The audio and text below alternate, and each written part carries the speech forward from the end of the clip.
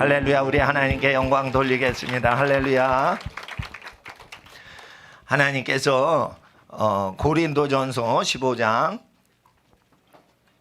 우리에게 주셨는데, 그 고린도전서 15장은 부활에 대해서 가장 자세히 설명하는 성경 구절입니다. 예수님이 죽으셨다 부활하셨습니다.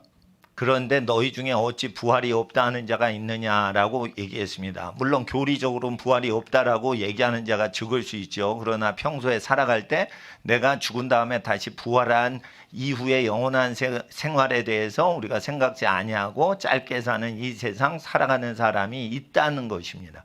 너희 중에 어찌하여 부활이 없는 듯이 살아가느냐. 부활 사건이 앞으로 반드시 있는데 그게 왜 없는 듯이 말하거나 생각하거나 행동하면서 사느냐, 이 뜻이에요. 그래서 11절에 내가 저희나 이같이 전파하면 너희도 이같이 믿었느니라. 믿었다는 거예요, 예수님 부활 사건을. 근데 12절에 그리스도께서 다시 살아나셨다 전파되었거늘 너희 중에 어떤 이들은 어찌하여 죽은 자 가운데 부활이 없다라고 하느냐. 죽은 자 부활이 없으면 그리스도도 다시 살지 못하셨으리라. 그리스도께서 다시 살지 못하셨으면 우리의 전파하는 것도 헛되고 너희 믿음도 헛될 것이며 우리가 하나님 백성이 하나님의 거짓 증인으로 발견되리니 부활 사건이 없으면 그렇게 된다는 거예요. 그리고 17절에 그리스도께서 다시 사신 것이 없으면, 그런 사건이 만일 없었다면 너희의 믿음도 헛되고 너희가 여전히 죄 가운데 있을 것이요. 그리스도 안에서 잠자는 자도 망하였으리니. 그리스도 안에서 죽은 사람이에요. 그리스도의 계명을 지키다가 너희는 내 안에 거하라. 내 계명을 지키는 자들에게 예수님이 막 이렇게 요한복음 14장에 예수님 안에 거하라고 말씀하실 때 계명을 행하라, 지켜라 이렇게 하시면서 그 다음 15장엔 포도나무 비유를 하세요. 그런데 그렇게 인생을 살다가 죽은 사람도 망했으리라는 거예요. 그리고 우리의 바라는 것이 다만 이 세상뿐이면, 죽은 다음에 끝이 나고 더 이상 우리의 생활이 완전히 종식이 돼서 다른 세상이 없으면 모든 사람 가운데 우리가 더욱 불쌍한 자리라.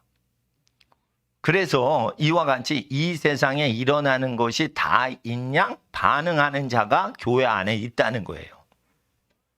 그래서 세상을 이기지 못하는 사람들이 나오고 착하지 않은 악한 동무들이 너희의 행실을 속일 때 부활이 없다는 것을 가정하고 생각하고 말하고 행동함으로 사람들의 행실을 더럽힌다는 거예요.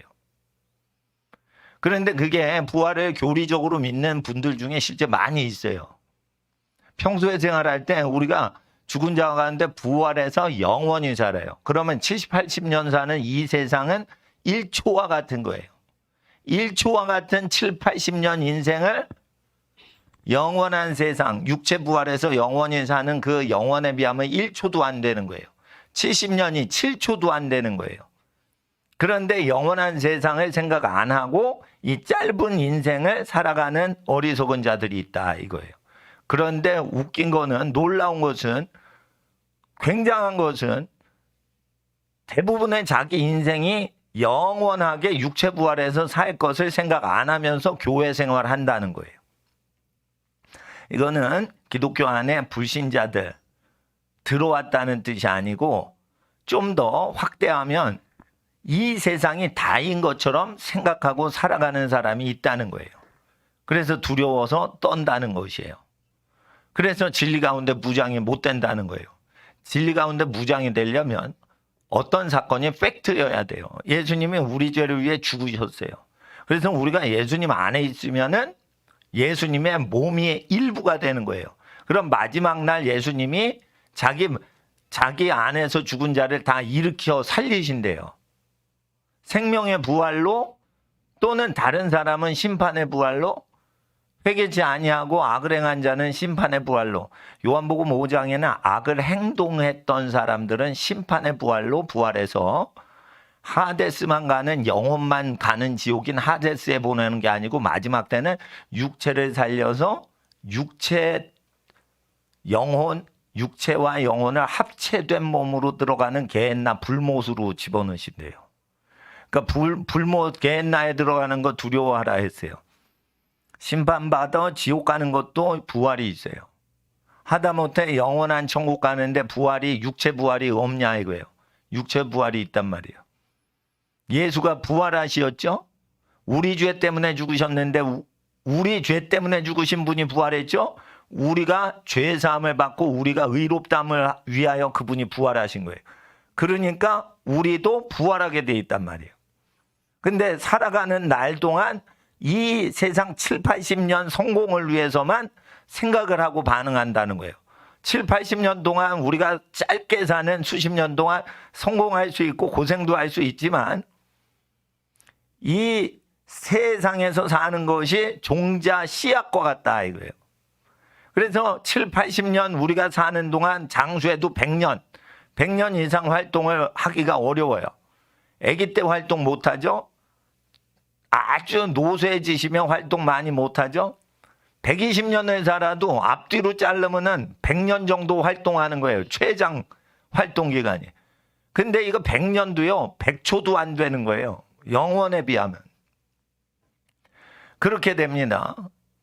그래서 해와 달과 별들이 연항과 일자와 징조와 사실을 이루라 해가지고 해와 달과 별이 있는 동안 이제 계산을 하도록 이렇게 만드시고 그 다음에 우리를 지으셨어요. 인간을 지으셨어요. 그러니까 해와 달과 별이 지어지는 걸 아담이 본 적이 없어요. 하나님이 먼저 만드셨어요. 넷째 날. 예.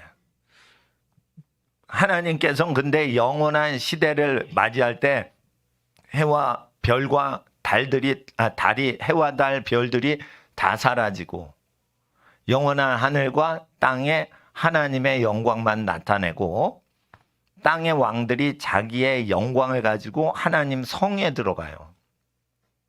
그래서 해와 달과 별이 빛나지 않고 부활한 여러분 영체와 같은 육체에서 빛이 나서 온 세계를 비추는 거예요. 그래서 하나님 앞에서 부활의 영광에 의해서 해와 달과 별들의 역할이 인간으로 전환이 되는 것입니다. 제가 볼 때는 그래요. 물론 계시록 21장, 22장의 해석을 살짝 상상이 조금 달리 돼서 이렇게 다를 수는 있지만 해와 달과 별이 사라져요. 그러면은 그때는 원자력 발전소 통해서 전기불 밝힐까요? 그런 게 아니에요.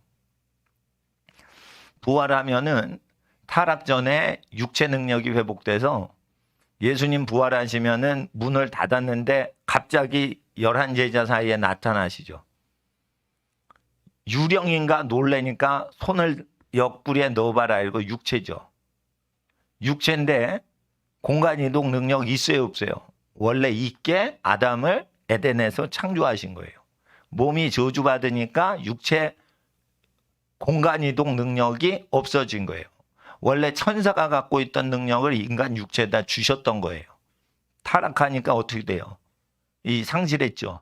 부활하실 때 예수님은 우리의 부활 모습을 보여주시려고 그대로 행동을 하신 거예요.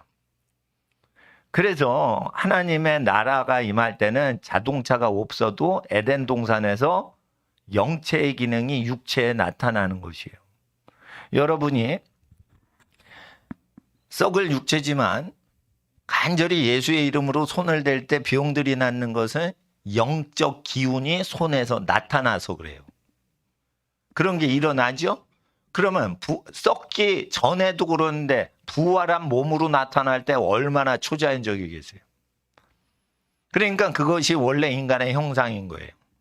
원래 인간의 형상으로 회복되기 전에 우리가 살아가는 거예요.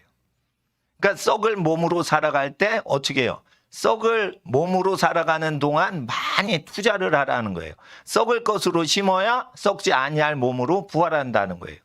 그러니까 연약하고 썩고 늙어가는 몸으로 사는 인생 동안 심은 만큼 영원한 영광이 온다는 거예요. 근데 놀라운 것은 영원한 부활을 약속받은 사람인데도 교회 다니면서 평소의 생활을 월요일부터 토요일까지 생활하면서 내가 부활할 때 어떤 영광으로 만물에 부활할 때 내가 부활할까? 아무 생각과 계획 없이 계획 잡아봤자 10년 후에 성공할 거와 30년 후에 출세할 것만 생각하고 계획 잡는다는 거예요. 그러니까 장기 플랜을 안 잡고 단기 플랜으로 인생 계획 잡는다는 거예요. 썩어질 것을 위하여 일하지 말라 이랬는데 7, 80 평생을 성공할 것만 생각해서 썩을 계획만 잡는다는 거예요. 그래서 그런 게 굉장히 귀신이 미혹하는 것보다 잘못된 미혹이 사람이 욕심이 많아가지고 미혹되는 게 더 많을 수 있어요. 귀신의 미혹은 비정상적인 생각을 줘요. 그래서 옆에서 정신 차리는 분이 이렇게 하면 예, 정신 차려 이러면은 정신이 차려져요. 귀신이 미혹하는 거는요 비정상적인 게 많아요. 어떻게 보면 미친 남자 미친 여자 비슷하게 행동이나 말을 하게 해서 귀신이 역사하는 거는 분별이 쉽게 돼요. 정상적으로 사는 사람이 볼 때, 욕심 없는 사람이 볼 때. 근데 사람의 근심 염려, 생활의 염려, 재리의 유혹 이런 걸로 이제 사람이 미치면은 부활할 때 자기의 원래 모습이에요. 그게 자기의 존재의 원래 모습이라고요. 부활할 때는 장애인으로 태어나신 분도 장애가 없어져요. 암으로 죽으셨던 분도 암이 없어요. 영양실조 걸리셔서 돌아가신 분 영양실조 영원히 없어요. 특별히 못생기게 죽었던 사람 절대 잘생기게 부활해요. 여러분 예쁘다 안 예쁘다 이건 뭐냐면 풍선이 쭈글쭈글하다 그러면은 공기바람을 더 넣으면 팽팽 아주 예쁜 풍선이 돼요. 잘 보세요. 하나님의 사랑이 충만해져서 하나님의 사랑 많이 받아서 성령으로 사랑 충만해서 그게 영체가 아니라 육체로 나타난단 말이에요. 그래서 어떤 정도냐면 그리스도의 영광에 동참해서 죄인들이 예수님 얼굴 보면은 사도 바울이 다메섹 가는 길에 눈이 멀었죠. 여러분 부활하신 여러분을 보면 우리가 여러분 부활하신 거 딱 보는 순간 절반쯤 실명할 거예요. 예수님을 보니까 완전 실명이 돼버려서. 근데 여러분이 예수님 한 절반 정도 닮어. 그러면은 여러분 부활하신 여러분의 모습을 만약 타락한 사울 같은 존재가 딱 보면은 절반은 시력이 떨어질 거예요. 그렇게 영광스럽게 죄인들이 못 쳐다볼 정도로 영광이 나타나요. 여러분 이거 12V짜리 LED 전구 천정에 박아놨어요. 똑바로 못 봐요. 부셔서. 그러니까 이 전구가 생기게 더 예쁘냐 안 예쁘냐 분별을 못해요. 눈이 부셔서. 인간을 평가를 못하게 하신다는 뜻이에요. 부활한 인간을 보고 어떻다는 둥 평가지를 못하게 해요. 평가를 하려면 눈이 멀어버려요. 해를 보는 게 즐거우나 해를 보면은 눈이 망가진다 했어요. 예? 해와 같이 빛나리라. 해와 같이 빛나리라. 의인은 하나님 아버지의 나라에서 해와 같이 빛나요. 해 똑바로 못 봐요. 눈이 멀어버려. 그러니까 해의 부활의 영광이 있고 달의 영광이 있고 별의 영광이 있는데 별과 별의 영광이 다르듯이 부활이 다르다 이거예요. 그때 부활의 영광은 어떻게 생기냐? 잘 들으셔야 돼요. 착한 일 한다고 부활의 영광이 오는 게 아니고 착한 일 하는데 고생을 감수하고 착한 일을 하다가 그 고생한 만큼 부활의 영광이 있는 거예요.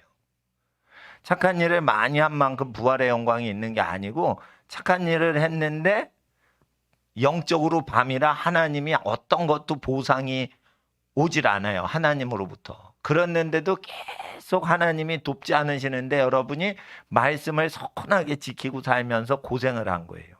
그 고생한 만큼 영광이 나타나는 거예요.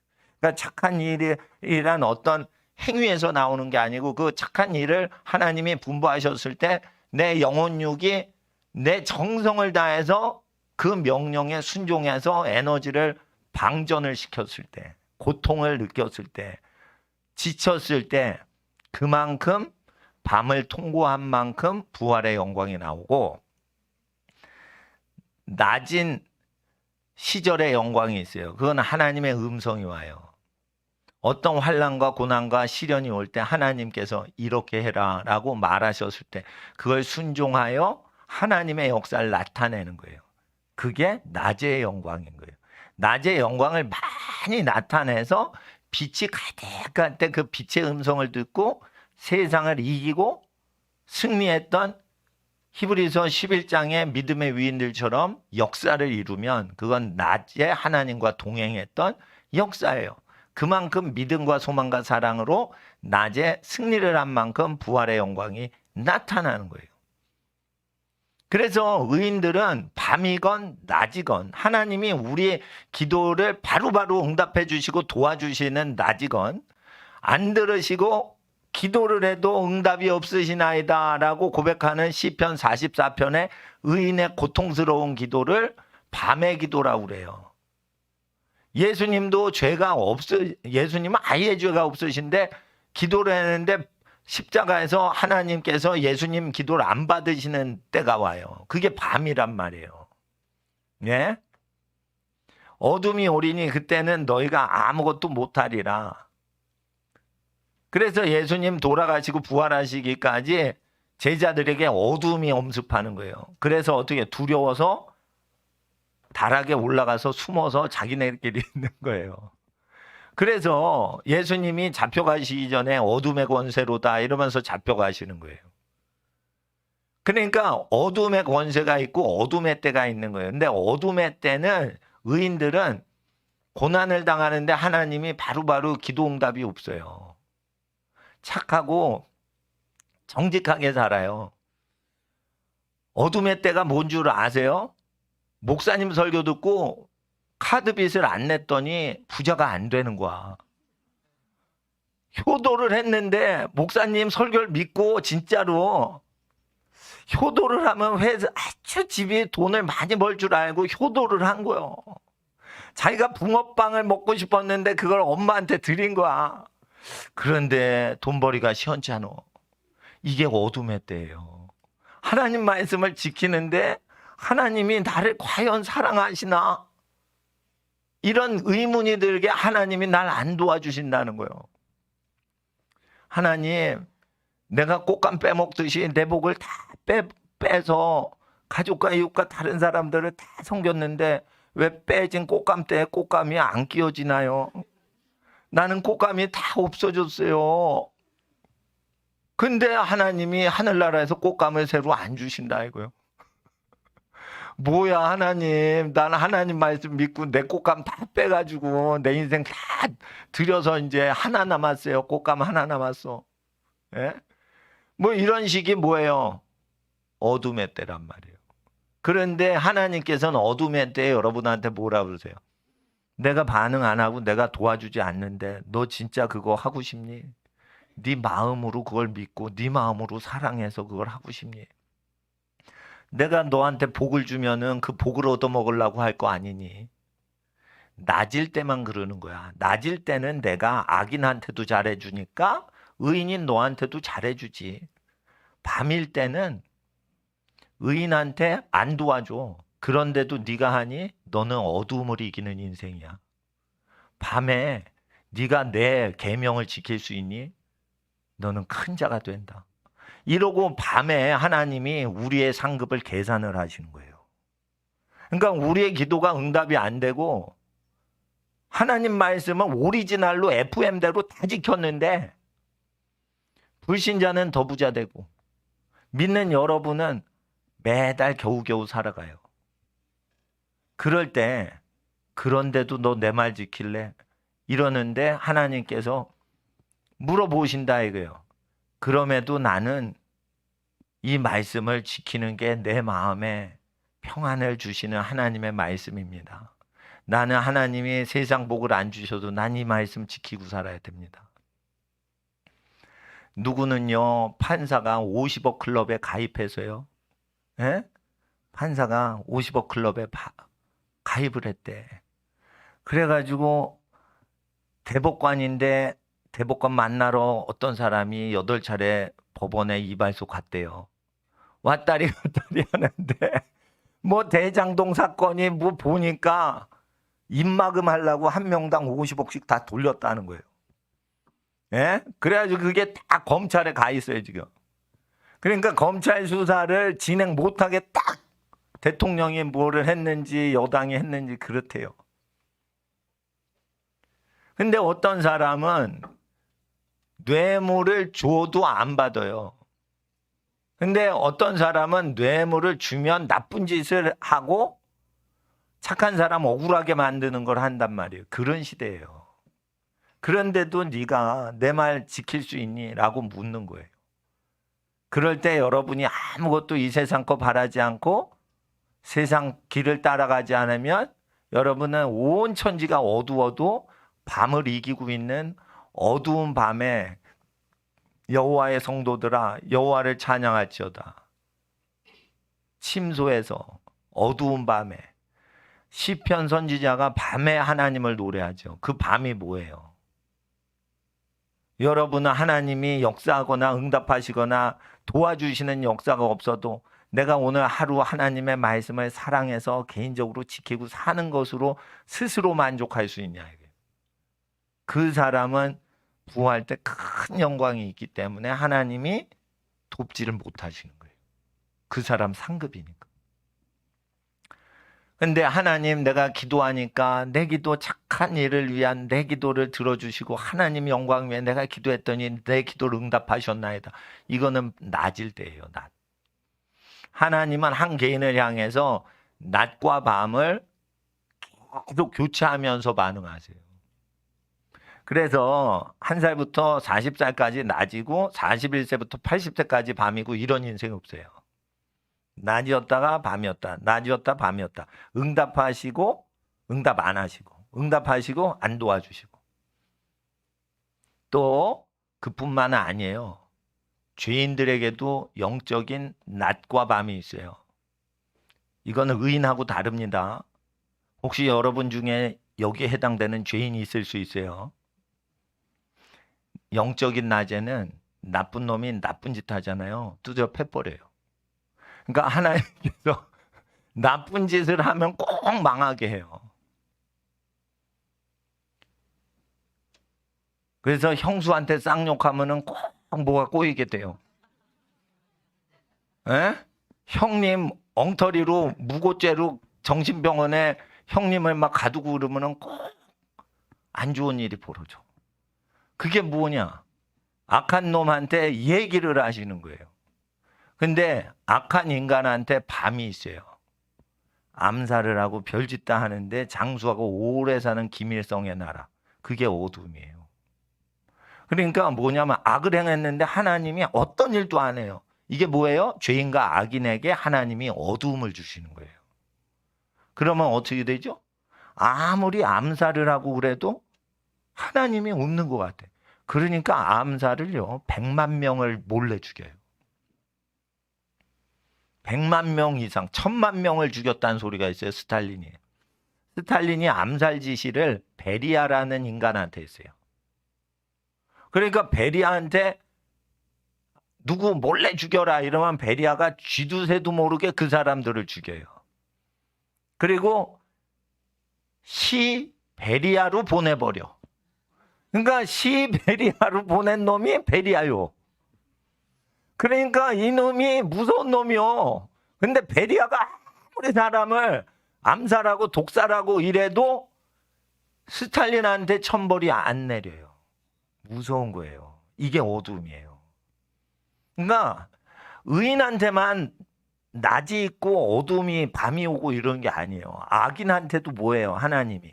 일을 하실 때가 있고 일을 안 하고 얼마나 악한지 계속 하나 보자 이러고 두고 보자 이러면서 어떤 악한 일을 해도 징벌을 안 하시고 두고 보자 이러면서 계속 행위책에 적으세요. 이게 어두움의 시대인 거예요. 그래서 이 악한 사람의 낮이 있고 어둠이 있는 거예요. 낮일 때 악을 행하잖아요. 그러면은 각 게임마다 달라요. 북한에나 소련에도 스탈린이 암살을 할 때 스탈린을 죽이거나 베리아를 바로 죽이지 않아요. 그러는데 소련에서 조금만 도적질을 해도 감옥을 가거나 이러는 사람이 있어요. 그거는 낮은 거예요, 영적으로. 얘 좀 도둑질 하지 마. 이래가지고 시베리아로 좀 도둑질 했다가 베리아가 시베리아로 보낸 인간이 있어. 아주 나쁜 놈이 진짜 나쁜 놈인데 좀 도둑을 마치 죄인 취급해서 시베리아로 너 왜 시베리아 왔냐 이렇게 물으니까. 네? 그러니까 빵 하나 훔쳐 먹었다고 시베리아 유배 왔다 이거예요. 그게 뭐예요? 시베리아 유배 온 사람은 빵 하나 훔쳐 먹었다고 유배 왔으니까 하나님이 좀도둑 버릇 고치려고 보내신 거예요. 그러니까 동일한 소련 시대에 악한 권력자한테는 밤의 시간이 오고 낮이 있을 때는 죄인이 조금이라도 잘못하면 네가 일해서 먹어야지 왜 옆에 사람 걸 훔쳐 먹냐. 그래서 어떻게 해요? 하나님이 때리시죠. 좀도둑 조금이라도 하면. 그러니까 어떻게 해요? 지옥 형량이 줄고 있는 거예요. 지옥 형량이 불어나지 않게 하나님이 챙기고 계시는 거예요. 지옥 갈 사람을 도와주고 계시다는 걸 여러분 분명히 아셔야 돼요. 지옥 가면 형량이 있어요. 천국 갈 사람만 도와주신다고 여러분 아시면 안 돼요. 악인 원수를 사랑해서 지옥 형벌이 늘어나지 않도록 돕고 계실 때가 낮이라 어떻게 해요? 어떤 김모 여사님은 팬더 보석을 딱 달았는데 별것도 아닌데 11고로 이게 여호와의 낮인 거예요. 에? 괜히 11거는 거예요. 에? 여러분 내가 생각할 때 소고기를 먹었어. 법인카드로 초밥을 먹었어. 그거 갖고 너무 긁어대는 거예요. 그게 뭐예요? 그게 낮은 거예요. 얘 그러지 마라. 아니 내가 생각할 때 50억을 먹는 놈이 있는데 초밥 좀 먹었다고 김씨를 그렇게 괴롭히냐 이거요. 50억 먹은 놈은 왜 놔두고 초밥 하나 먹었다고 그렇게 들볶냐 이거요. 50억 먹은 어떤 클럽이 있대요. 거기에 대해서는 하나님이 지금까지 두고 보시는 거예요. 그리고 초밥을 먹었어. 그러면 야, 네 돈 아니잖아. 초밥 네 카드로 먹어야지 왜 법인카드로 먹냐. 야, 욕 들어 먹으니까 너 싫지? 야, 너 교회에서 반주했다며. 회개해라 얘. 아니 교회에서 반주했다라고 그러더라고요. 근데 왜 우리 교회 목사님들 고발해? 에? 나 이상해. 그 집 진짜로 믿는 거 아닌 것 같아요. 에? 그러니까 이게 뭐냐면 죄인들을 불쌍히 보시는 거예요. 구원을 받더라도 또는 구원 못 받더라도 지옥 형량이 늘어나지 않게 자꾸만 사회적인 제재를 가하시는 거예요. 그리고 만약에 운이 좋아가지고 하나님의 은혜로 천국에 갔다 하더라도 하나님이 주신 상급이 줄지 않도록 도와주시는 게 자꾸만 간섭하시는 거예요, 하나님이. 그러니까 죄 질 때 함부로 못 산다고요. 여러분 한번 죄 져 보세요. 여러분 마음대로 못 살아요. 그게 뭐예요? 낮에 자녀들 쫓아다니면서 막 간섭하는 엄마 모습이라고요. 하나님 아버지는요, 아빠 역할, 엄마 역할 다 해요. 그래가지고 여러분 마음대로 죄 짓고 못 사는 거예요. 그게 뭐예요? 천국에서 상급이 줄지 않도록 너의 면류관을 남이 뺏어가지 못하도록 잘 지켜라 하시는 체크라고요. 그게 낮의 일이에요. 죄를 지을 때도 낮이 있다고요. 예수님 신랑은 언제 오신다고요? 밤에 오니 5명 처녀, 지혜로운 5명과 미련한 5 처녀가 밤인데 신랑이라 해서 밖에서 소리가 나더라. 밤이에요. 착한 일을 아무리 해도 하나님이 상급 주시지 않는 때에 예수님 재림하시는 거예요. 미국이 밤이면 여기 낮인데 왜 지구에 항상 밤이 있고 반대편엔 낮인데? 그러면은 아르헨티나는요? 이렇게 질문할 거 아니에요. 우리나라에 밤으로 예수님이 재림하시면 아르헨티나는 계절도 막 반대고 밤과 낮도 반대입니다. 아르헨티나, 브라질은. 여러분, 단순히 그냥 해가 어둡다라는 밤에 오신다는 뜻이 아니에요. 착한 일을 해도요, 하나님이요, 상급이 없어요. 그러니까 착한 일을 할 필요가 없는 세대가 온다는 거예요, 세상이. 그리고 나쁜 일을 해도 하나님이 아무런 제재를 안 해요. 그게 밤이에요. 그러니까 나쁜 일을 함부로 막 하는 시대가 된다는 거예요. 그때 밤일 때 예수님 신랑이 오신다는 거예요. 우리 한국에 밤일 때 예수님 오시면 아르헨티나 사람은 예수님 한낮에 오신다 이렇게 되는 거예요. 그러니까 그 밤이라는 것은 구약의 밤에 대해서 시편 선지자가 밤에 대해서 얘기를 하시는 거예요. 밤에 여러분은 하나님을 찬송할 수 있습니까? 착한 일을 해도 하나님이 보상을 안 해주시고, 예? 그럴 때 하나님으로 기뻐해서 찬송할 수 있습니까? 시편의 밤에 처소에서 침소에서 여호와를 찬양하라. 그겁니다. 그리고 밤에 악인이 아주 출세하고 의인은 힘을 못 쓰는 시대에 여호와 한 분으로 찬양할 수 있습니까? 그것이 여러분 부활할 때 영광으로 다 계산이 되는 거예요. 밤인데 나쁜 짓 해야지 성공하는데 나쁜 짓을 안 하면 피를 보거나 손해를 보는데 좁은 길로 사는 거예요. 그러기 때문에 밤에 우리가 반응을 잘하면 상급이 생기는 거예요. 밤에도 우리 상급은 다 생기고 있는 거예요. 여러분은 하나님이 내 기도 안 들어주세요. 그래서 내가 좀 하나님 일 좀 해보려고 그러는데 아버지 하나님께서 나 안 챙겨주잖아요. 그게 아니라니까요. 그때 우리가 다 우리 상을 챙기도록 하나님은 다 계산을 하시는 거예요, 밤에. 자, 여러분, 어린아이한테 밤에 대해서 말씀드릴게요. 예방주사 맞으러 가자, 예이야. 이랬더니, 안 가. 난 예방주사 싫어. 예, 그 고통을 참으면 엄마가 뭐 사줄게. 이랬어요. 그래? 찐빵? 이랬더니. 찐빵보다 더 좋은 거 아이스크림 뭐 했더니 아이스크림 찐빵 합해가지고 10종 세트를 사주시겠다. 그래가지고 예방주사 진짜로 싫은데 갔어요. 딱 맞았어. 그랬더니 상급이 딱 10가지가 나와요. 예? 그러는데 둘째 아이가 또 예방주사를 맞아야 돼요. 그런데 예방주사 막내야, 엉아도 맞았으니까 니도 맞아라. 10가지 사줄게. 이러니까 10가지 안 사주셔도 돼요. 엄마 돈 없으시잖아요. 나는 그냥 믿음으로 고통을 맞이할게요. 이러고 예방주사를 맞았어. 근데 큰아이한테 그냥 막 선물을 한 보따리 베풀어 준 게 있기 때문에 엄마가 어떻게 해요? 아빠가 두고 보자. 이 아이는 상급을 내가 두고두고 생각했다가 몰아쳐서 주리라. 이렇게 생각하고 계신 거예요. 왜냐하면 공평하지 않잖아. 이와 같이 하나님께서는 고통을 참기만 한 것 자체를 말씀 들어가지고 상급 챙겨 먹은 사람 이상으로 생각을 하는 거예요.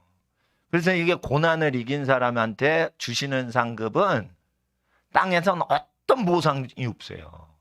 부활할 때 더 큰 게 와요. 더 큰 게. 부활할 때. 그래서 믿음이 아주 좋잖아요. 그럼 이 세상 한판 해먹고 이런 게 없어요. 믿음이 좋았더니 그냥 월세살이 하고 한 달 벌어 한 달 먹고 살고, 또 어떤 사람은 하루 벌어 하루 먹고 사는 사람도 있어. 근데 어떤 것도 없는데 그렇게 나는 세상 따라 안 살아. 이러면서 그냥 자기 마음을 하나님만 사랑하고 세상에 대한 마음을 비우고 사는 거예요. 그러면 하나님께서는 어떻게 해요? 상을 더 크게 줘요. 근데 이 세상에서 그 사람한테 이 세상이 합당하지 않더라. 이 세상이 감당하지 못할 믿음을 가졌다라고 할 수 있으나 이 세상이 not worthy, 영어 성경에 not worthy, 가치가 없었더라. 그들에게는 이 세상이 그들에게는 상으로 줄 만한 가치가 있는 것들이 없더라 이거예요. 이 세상 것으로는 아버지 하나님이 여러분한테 상을 줄 만한 것이 없더라. 여러분 하나님이 여러분을 그렇게 여러분을 사랑하시는 거예요. 그래서 이 세상 것으로는 내 자녀한테 상급으로 표현할 수 있는 게 하나도 없더라는 거예요. 하나님이 보실 때. 그래서 영원한 몸으로 부활할 때 그때 영원한 것으로 주신다는 거예요. 근데 썩을 것을 줘야지 타락 안 하는 사람이 있으면 썩을 것으로 주신다. 하나님 나 대통령 되게 해주세요. 그래. 대통령 되게 해줄게. 근데 5년 있다 감옥 갈지 몰라. 이런 상급 주신다 이거요. 아니 이명박 대통령 될 땐 진짜 기독교계가 진짜 밀어줬어요. 아니 내가 기억이 나요. 이명박 대통령. 예? 그리고 그 집안이요. 믿음이 좋으신 집안이에요. 예? 이명박 대통령 어머님이. 예? 그러니까 기독교에 있던 분들이 뭐 김진홍 목사님이시네 뭐 누구 전부 뭐 그때 뭐 했어요. 근데 아니 나이 80 넘어가지고 감옥살이 하는 거 봐요. 그러니까 세상 권력이요. 이게 하나님이 주신 상급이 아닌 거예요. 그러니까 하나님 앞에서 영적인 밤과 영적인 낮에 대해서 우리가 알아야 되는데 이게 의인한테만 있는 게 아니고 죄인이나 악인한테도 온다는 거예요. 그러니까 여러분 베리아랑 시베리아를 생각해 보세요. 베리아는요 암살을 하고 사람을 함부로 죽여도요 성공을 해요. 그러다가 베리아한테 걸린 사람은 자범, 빵 훔치어 먹고 그냥 빵집에서 훔쳐먹기만 해도 시베리아로 막 보내버렸어요. 그러니까 시베리아와 베리아의 관계를 잘 생각해 보라. 예? 그리고 베리아가 언제 죽냐면 스탈린이 갑자기 죽어요. 근데 스탈린이 독살을 당했을 거야 아마. 6.25가 한참 진행일 때 갑자기 스탈린이 죽으니까 김일성이 랑 미국이 휴전을 해버려요. 스탈린이 만약에 계속 살아있었으면 6.25가 더 진행됐어. 정확한 날짜는 모르겠는데 6.25 후반쯤 되니까 53년도에 갑자기 죽었거든요. 그런데 의사를 안 불러요. 스탈린이 죽게 되는데 나중에 의사를 부르고 좀 이상해요. 그래가지고 스탈린이 독살됐다는 말이 있고 갑자기 건강한데 심장마비로 죽었다는 소리가 있는데 사람을 많이 죽였어요, 스탈린이. 근데 누구를 죽였냐? 자기가 혁명을 하는데 도움을 줬던 사람을 다 죽였어요. 스탈린이라는 인간은. 김일성도 그런데 왜 죽였냐? 장군들이 적군과 백군이 나뉘어가지고 백군은 그 서방 쪽이고 러시아, 적군은 공산주의 군대예요. 몇 년 동안 싸웠는데 적군이 이겼잖아. 그러니까 레닌이 그걸 차지했잖아요. 근데 레닌이 1910년대에 전쟁하고 20년대 초에 전쟁에서 정권을 잡았는데 20년대 중간에 죽어요. 몇 년 있다 바로 죽어요. 혁명만 완수하고 빨갱이 혁명 완수하고 바로 죽어. 그런데 스탈린은 너무 포악하니까 스탈린이 권력을 잡으면 안 된다 이러고 죽으면서 자기 엄마 옆에 묻어달라 이랬어요. 그랬더니 스탈린이 근데 어떻게 정권을 또 잡았어. 레닌이 원치 않는데. 그리고 레닌 시체를 레닌 그 어머님이 호소에다 땅에 묻은 게 아니라 모스크바에 미이라를 만들어서 지금까지 전시래요. 그래가지고 그걸로 공산혁명 하는데 그 시체를 계속 사용하는 거야. 레닌이 그걸 원하지 않았는데도 지금까지 레닌이 미이라로 있어요. 그거를 흉내내서 김일성을 또 미이라를 해놓은 거예요. 지금 평양에다. 그랬는데 그런 악한 짓을 계속 하는데도 암살하고 나쁜 짓을 하는데 장군들을 다 죽였어. 스탈린이 20년대부터. 언제까지? 30년대까지 전부 장군을 다 죽였어. 그러니까 쫄병만 남기고 머리 좋은 사람은 다 죽였어. 그러니까 히틀러가 소련을 쳐들어가는데 처음에 그래서 전쟁을 못하고 막 지는 거예요. 왜 그러냐면 스탈린이 장군을 다 죽였어. 자기 도와준 은인들을 다 죽였어. 그러니까 그냥 인민들 수천만 명을 그냥 총알바지로 해가지고 사실은 이긴 거예요. 그러니까 독일 군병이 1000만 명 죽었다. 그러면 소련 사람은 3000만 명 죽이고는 이긴 거예요. 그게. 그렇게 그 피 흘림이 크게 된 게 뭐 어떻게 해요? 저주받은 사람이 권력을 받으면 그렇게 피 흘림이 생기는 거예요. 그게 어둠의 시절이 오는 거예요. 근데 그 어둠의 시절인데도 믿음을 지켰냐 이거예요. 그래서 1927년에 죽임당한 병사 이반이 있어요. 이반. 러시아 말로 이반은 요한이라는 뜻이에요. 유명한 사람이죠. 너 왜 이렇게 군인인데 늦게 저기 했어? 기도하다가 깜짝 늦었습니다. 이렇게 군인이 얘기하는 거예요. 소비에트 군대에서.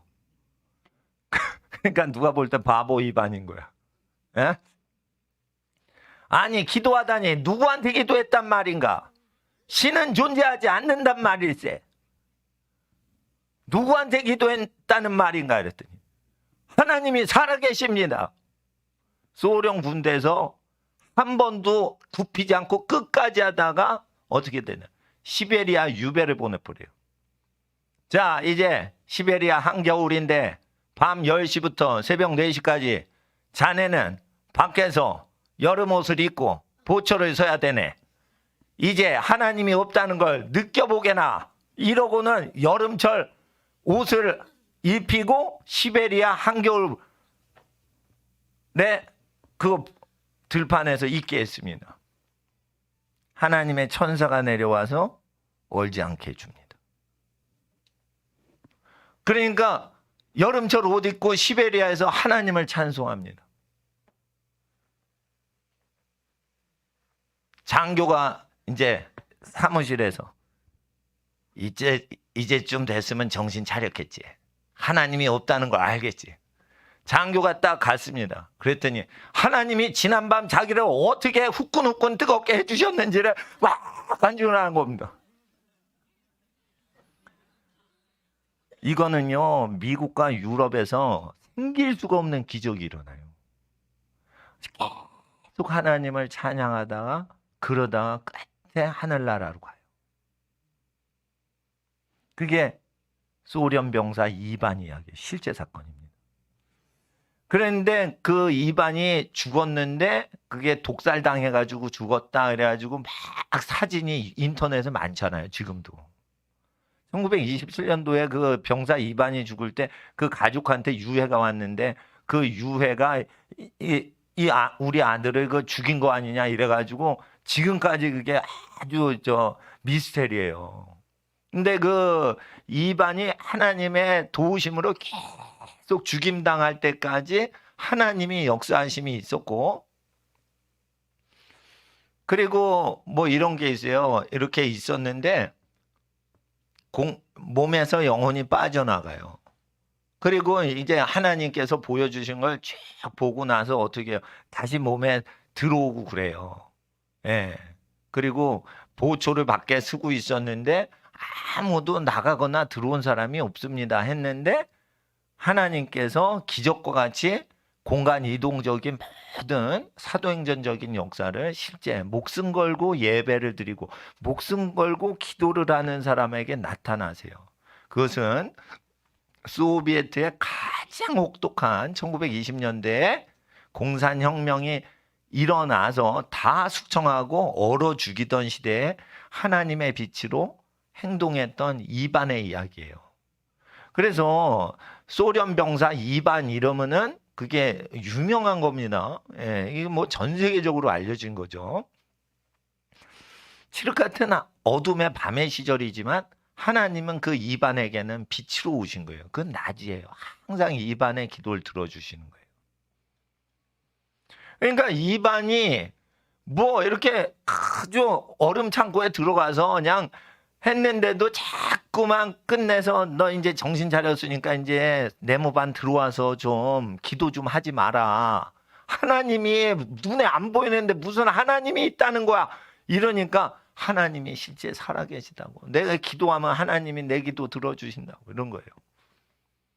그러니까 이 사람을 고칠 방법이 없는 거예요. 그 유명한 이반입니다. 아, 저는 그런 간증은 난 또 처음 들어봅니다. 이거.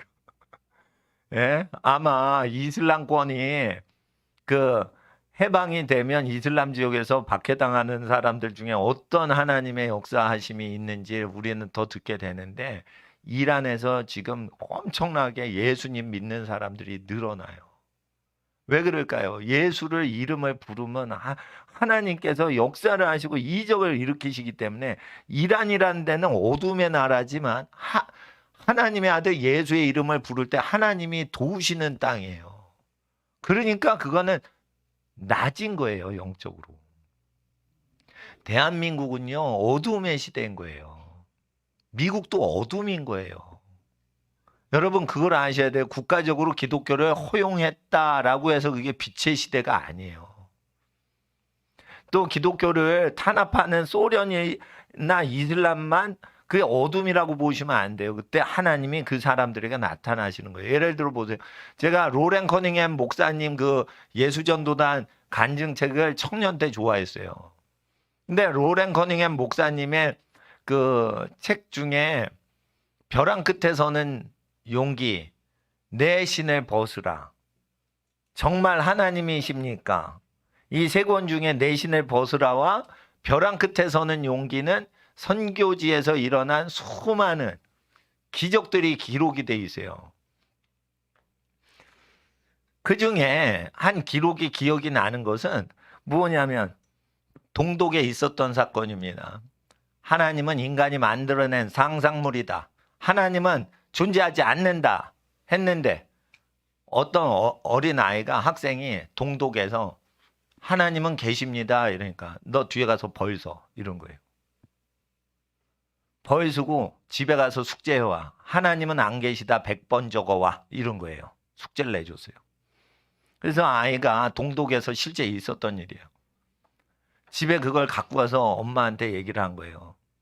하나님이 안 계시다고 100번 숙제 적어오래요. 그러니까 엄마하고 아이 학생이 기도를 했어요. 하나님, 우리는 하나님을 부인할 수 없습니다. 하나님을 부인할 수 없습니다. 이 시험을 이기게 하옵소서 이러고는 아이랑 엄마가 같이 기도를 하고 아이가 하나님은 확실히 계십니다. 이렇게 100번을 써갖고 학교에다 제출을 한 거예요. 그러니까 막 이제 그 선생이 열받은 거야. 아니 하나님이 눈에 안 보이는데 하나님 없다고 교육을 했는데 하나님이 확실히 있다고 100번을 써오면 어떡하냐 이거예요. 그러니까 얘 안 되겠어. 얘 버르장머리가 없어. 좀 막 체벌을 한 거예요. 체벌을 하다가 끝까지 하나님이 계시다고 어린아이가 계속 신앙 고백을 하니까 어떻게 해? 내가 너를 당국에 고발하겠다 이런 거예요. 그 당국에 고발하면 반동분자로 몰리는 거예요. 걔는 그러면은 봐주는 게 없어요. 평생 쓰레기 청소부로 사는 거예요. 직업 선택에 자유가 없는 거예요. 그 직업을 딱 선정해 주는데 어린이 때 딱 찍히면은 집안 자체가 탄광으로 가든지 동독에 있는 탄광 지역으로 가든지 쓰레기 재처리장으로 투입되는 직업을 갖게 되는 거예요. 그럴 때 그래도 너 하나님 있다고 자꾸만 그렇게 할 거야? 그러니까 하나님은 계십니다 이런 거예요. 그러니까 그 교사가 어떻게 해요? 뭐 자전거를 끌고 갔나? 걸어갔나? 너 후회할 거다. 이러고 당국에 고발하려고 갔어요. 승질이 머리끝까지. 근데 쭉 가다 교문 앞에서 쓰러졌어요. 보니까 죽었어요. 하나님이 계신 거예요. 하나님이 계신 거예요. 이게 싫어합니다. 이게 싫어합니다. 그러니까 하나님은 계신 거예요. 하나님은 언제까지 가만 계신 거예요? 그 아이가 끝까지 하나님을 신하는 거를 끝까지 도와주지 않고 가만 계신 거예요. 하나님은 어둠의 동독 가운데 빛으로 임하신 거예요. 여러분 아셔야 돼요.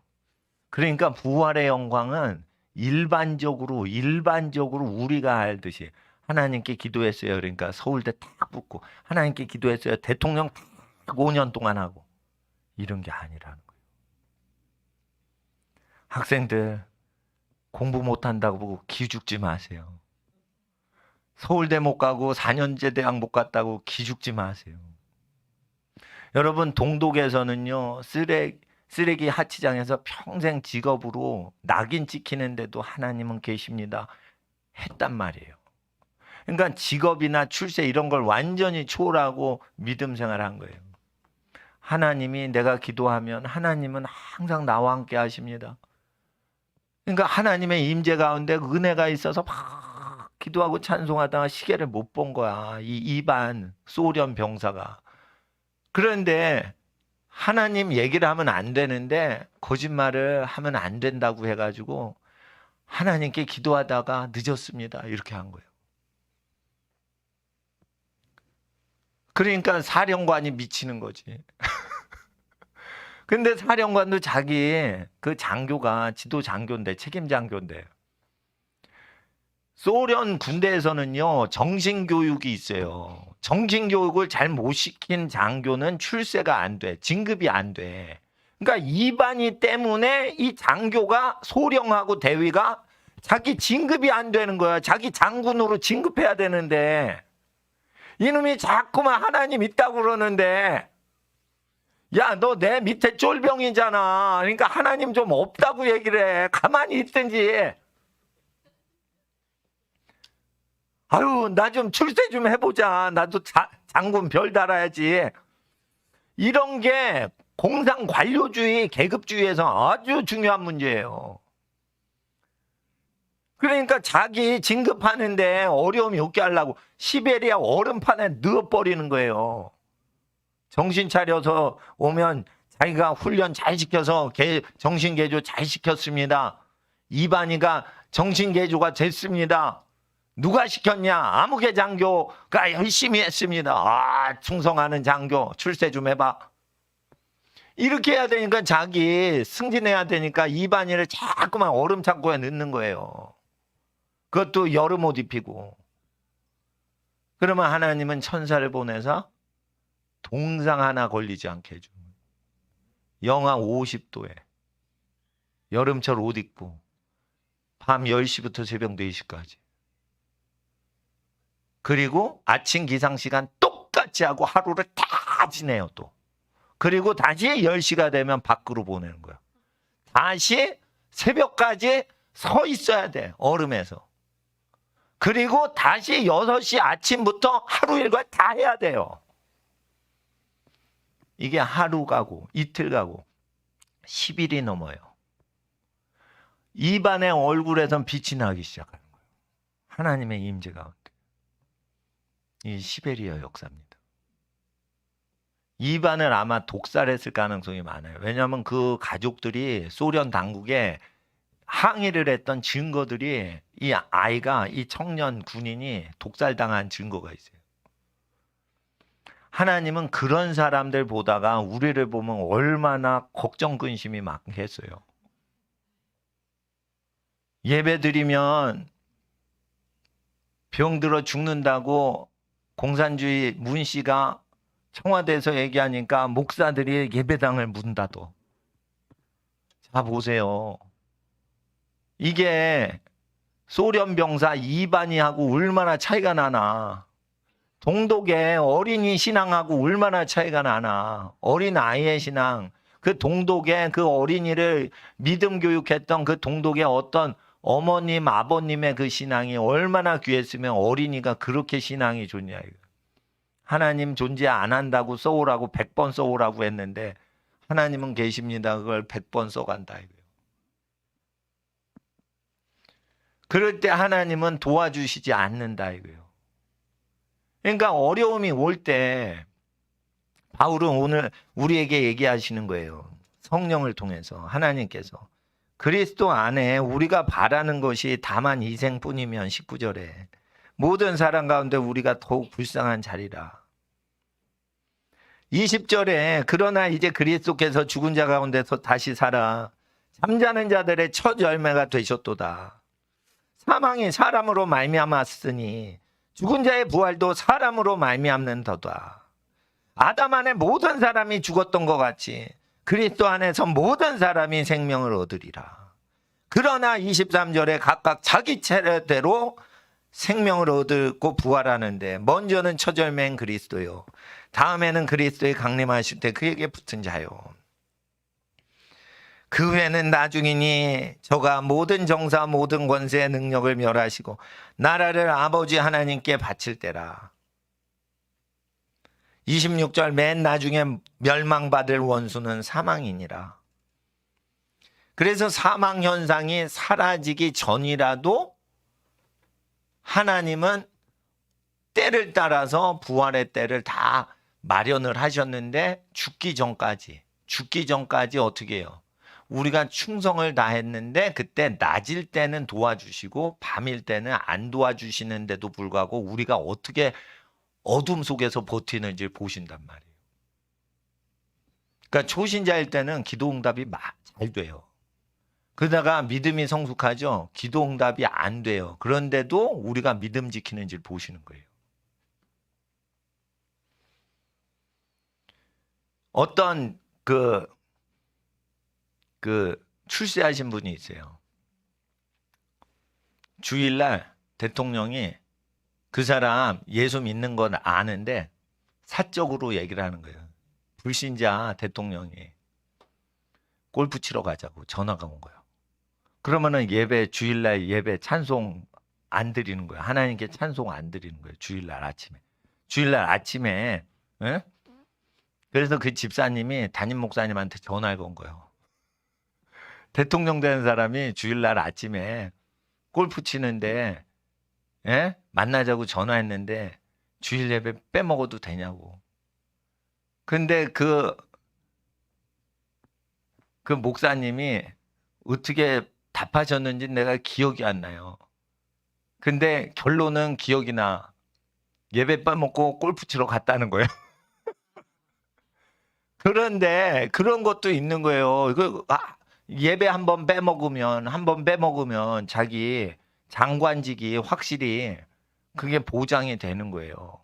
장관이 한 번 돼서 명예롭게 은퇴를 하면 연금이 나와요. 명예가 있어요. 집안이 장관 배출한 집안이라고. 예? 장관보다 국무총리 시켜줄지 누가 알아? 그렇게 할 때 주일성수 빼먹게 마귀가 그렇게 한단 말이에요. 그러면은 평생 세상 지위, 명예, 출세, 부를 갖는 것을 포기하면서 하루 예배가 더 가치 있냐라는 거예요. 하루 예배. 저희는 2년 동안 부활절 예배 방해하면서 그럴 때 예배 드리는데 수천만 원을 썼어요. 수억을 쓴 거예요. 사실은 어떻게 보면. 그러니까 믿음 좋으신 분은 옛날 후진 환풍기 장치로 충분히 환기가 되는데 아주 비싼 그 공사를 한 거는 믿음이 적으신 분이 마음 편안하게 예배를 드리라고 어떻게 예배 공사하는데 환기 장치만 돈을 많이 들였단 말이에요. 그것도 과연 환기 장치가 현찮은 교회는 믿음 좋으신 분들은요 신경 안 써요. 믿음이 약하신 분이니까 좋은 환기 장치를 달아야 되는 거예요. 그러니까 내 믿음이 아니고 믿음이 연약한 어린 사람들 편안하게 근심 안 하도록 돈을 쓰면서 한 번 예배를 잘 드려야 되는 거예요. 그러니까 예배는 뭐예요? 우리가 헌금을 걷기 위해 예배 드려서는 안 돼요. 우리는 헌금을 드려야 돼요. 우리 성도님들도 헌금 드리죠? 교회 자체도 예배를 드림으로 희생하는 손해와 희생이 있어야 예배를 연락하시는 거예요.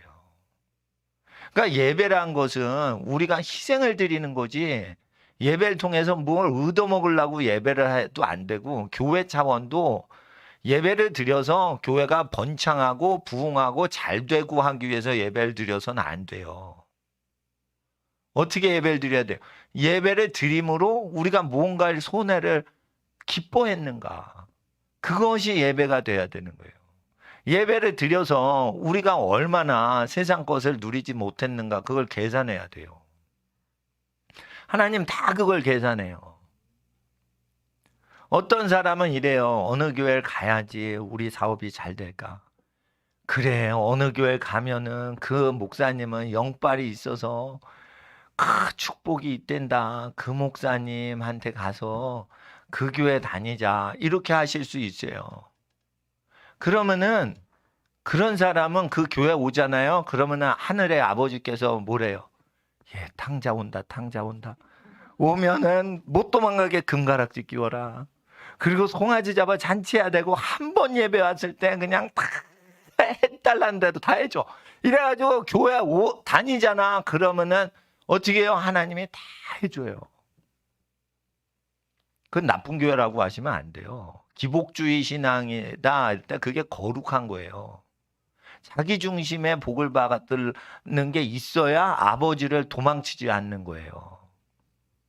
그래서 자기중심적인 자녀들이 오면 예, 신경질 내지 마라. 그래도 왔잖니, 아빠한테 왔잖니 이러면서 하는.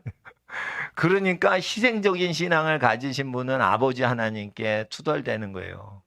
왜 자기중심적인 신앙생활 가는 저 동생이 왔는데 아버지는 저렇게 저 동생을 사랑하시냐고. 아니, 나는 한 번도 명을 어긴 적이 없고 고난이 와도 아버지의 명을 어긴 적이 없나이다. 예?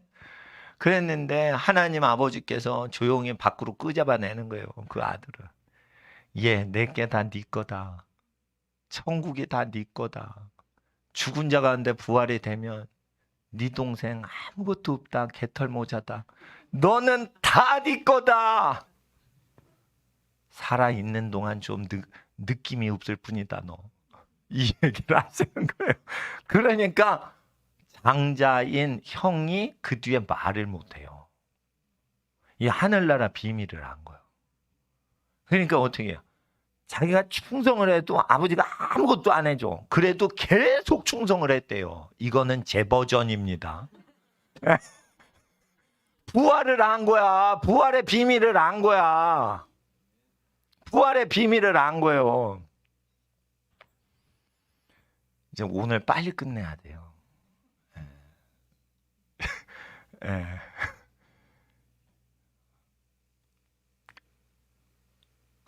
우리 재판하는 판사분이 저 여자분이에요. 그래서 처음에 재판을 하는데 우리한테 딱딱 덱덱거려.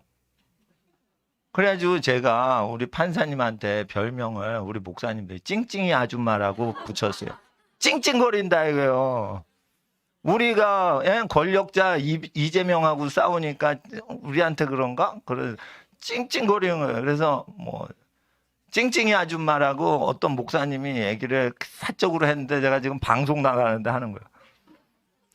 근데 만약에 아니 유사 재판을 하는 교회들이 많아요. 부활절 예배 드렸다고 형사 고발하는 걸 당한 교회들이 있는데 지금까지 다 무죄였는데 몰라 이제 뭐 판결이 이제 날 건데 어떻게 날지 몰라. 만약에 이게 유죄로 났다.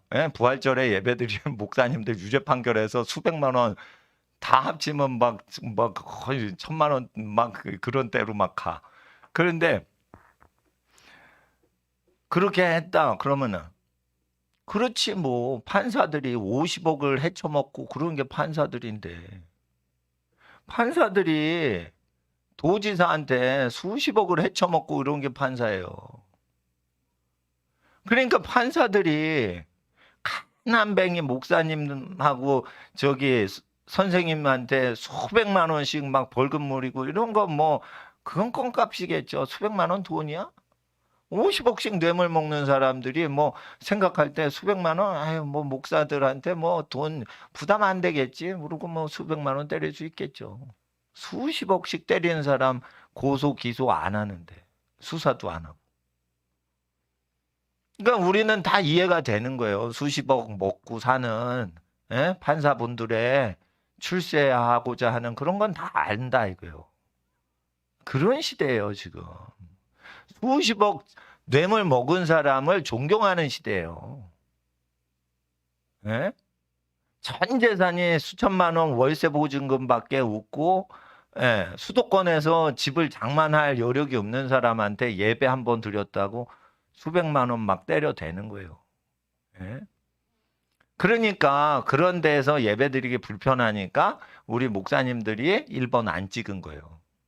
1번 찍으면 또 예배 드렸다고 수백만 원 벌금 때리고 그러니까. 근데 이제 저는 뭘 생각하냐.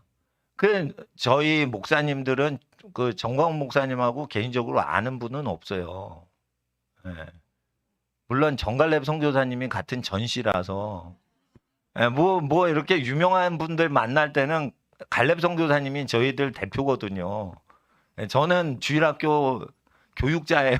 그래서 제가 얼굴에 자꾸만 카메라에 나오는데 나는 교육 담당이고 외교 담당은 갈렙 선교사님이 외교 담당이라 황교안 총리 만나실 때도 저 외교 담당이 알아서 하시지 저희들은 안 껴요. 근데 일단 제가 설교를 많이 하니까 제가 주범이라고 해가지고 나를 자꾸만 몰아세우는데 저는 어린이 교육하는 거예요.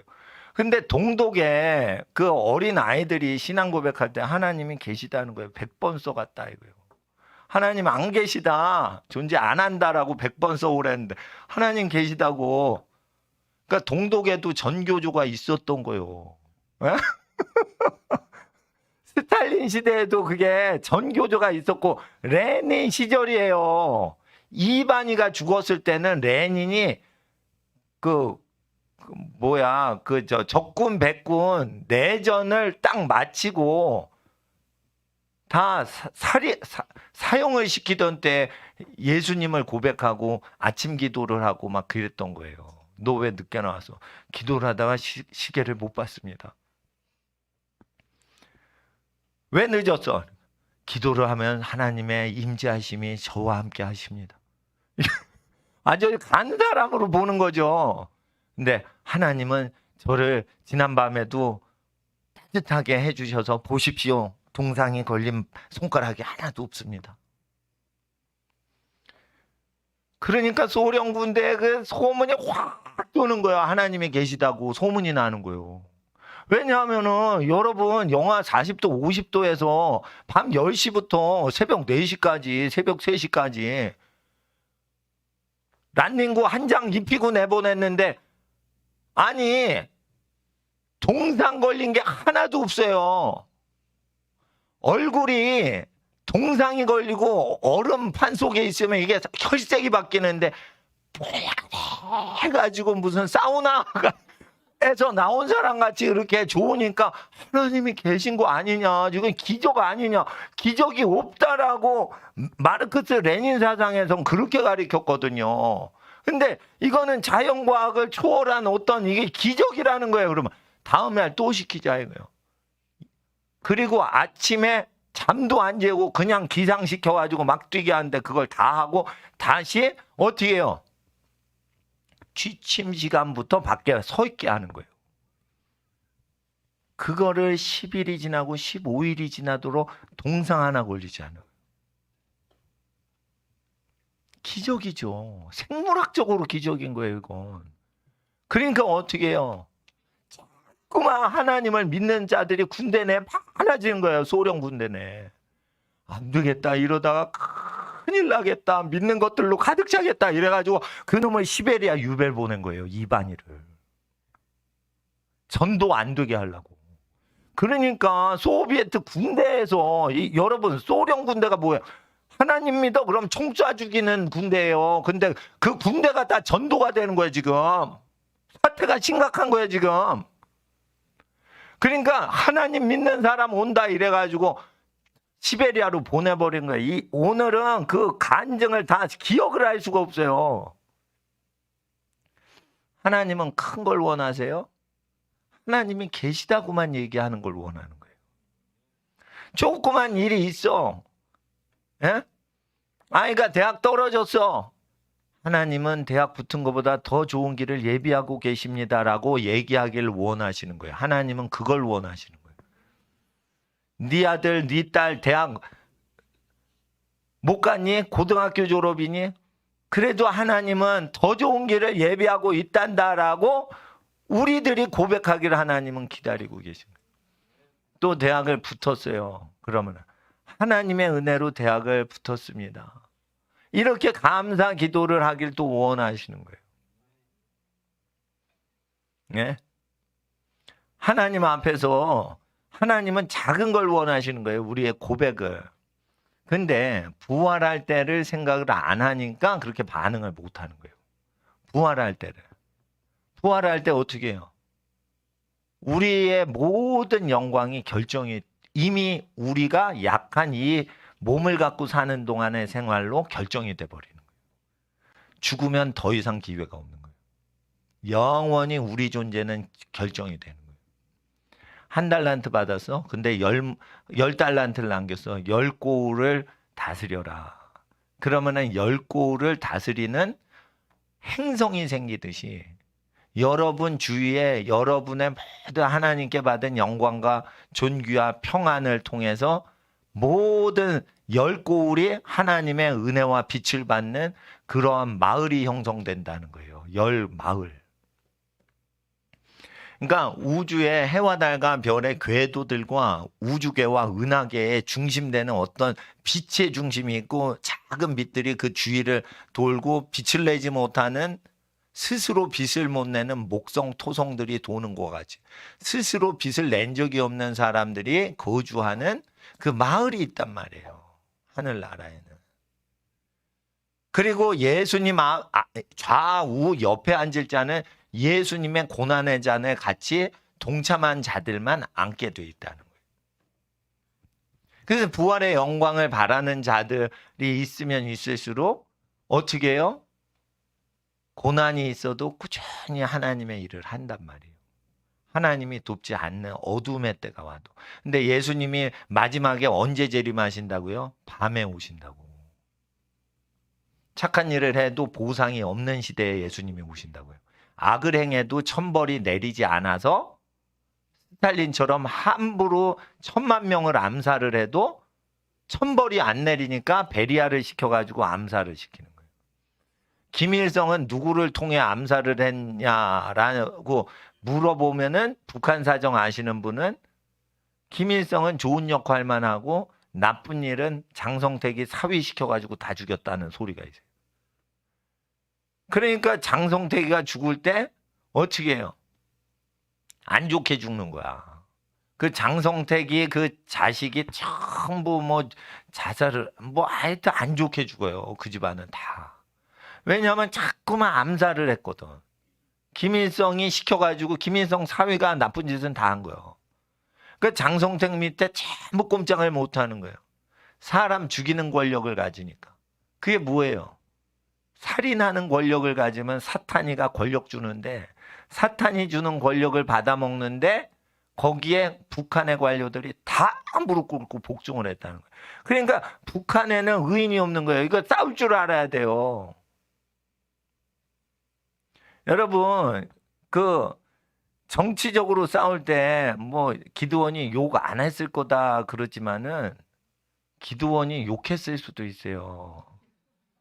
문재인 개새끼 뭐 이러듯이 뭐 욕했을 물론 안 했을 수도 있어요. 근데 그게 사람이 살고 죽는 전쟁이기 때문에 이게 우리나라 내전이에요. 그래서 공산주의 반대하다가 감옥살이 하신 목사님이 몇 달 감옥살이 하면은 감옥살이 안 한 목사들은 조금 한번 조심하자 이거예요. 왜냐하면은 공산주의가 뭔지를 모르잖아요.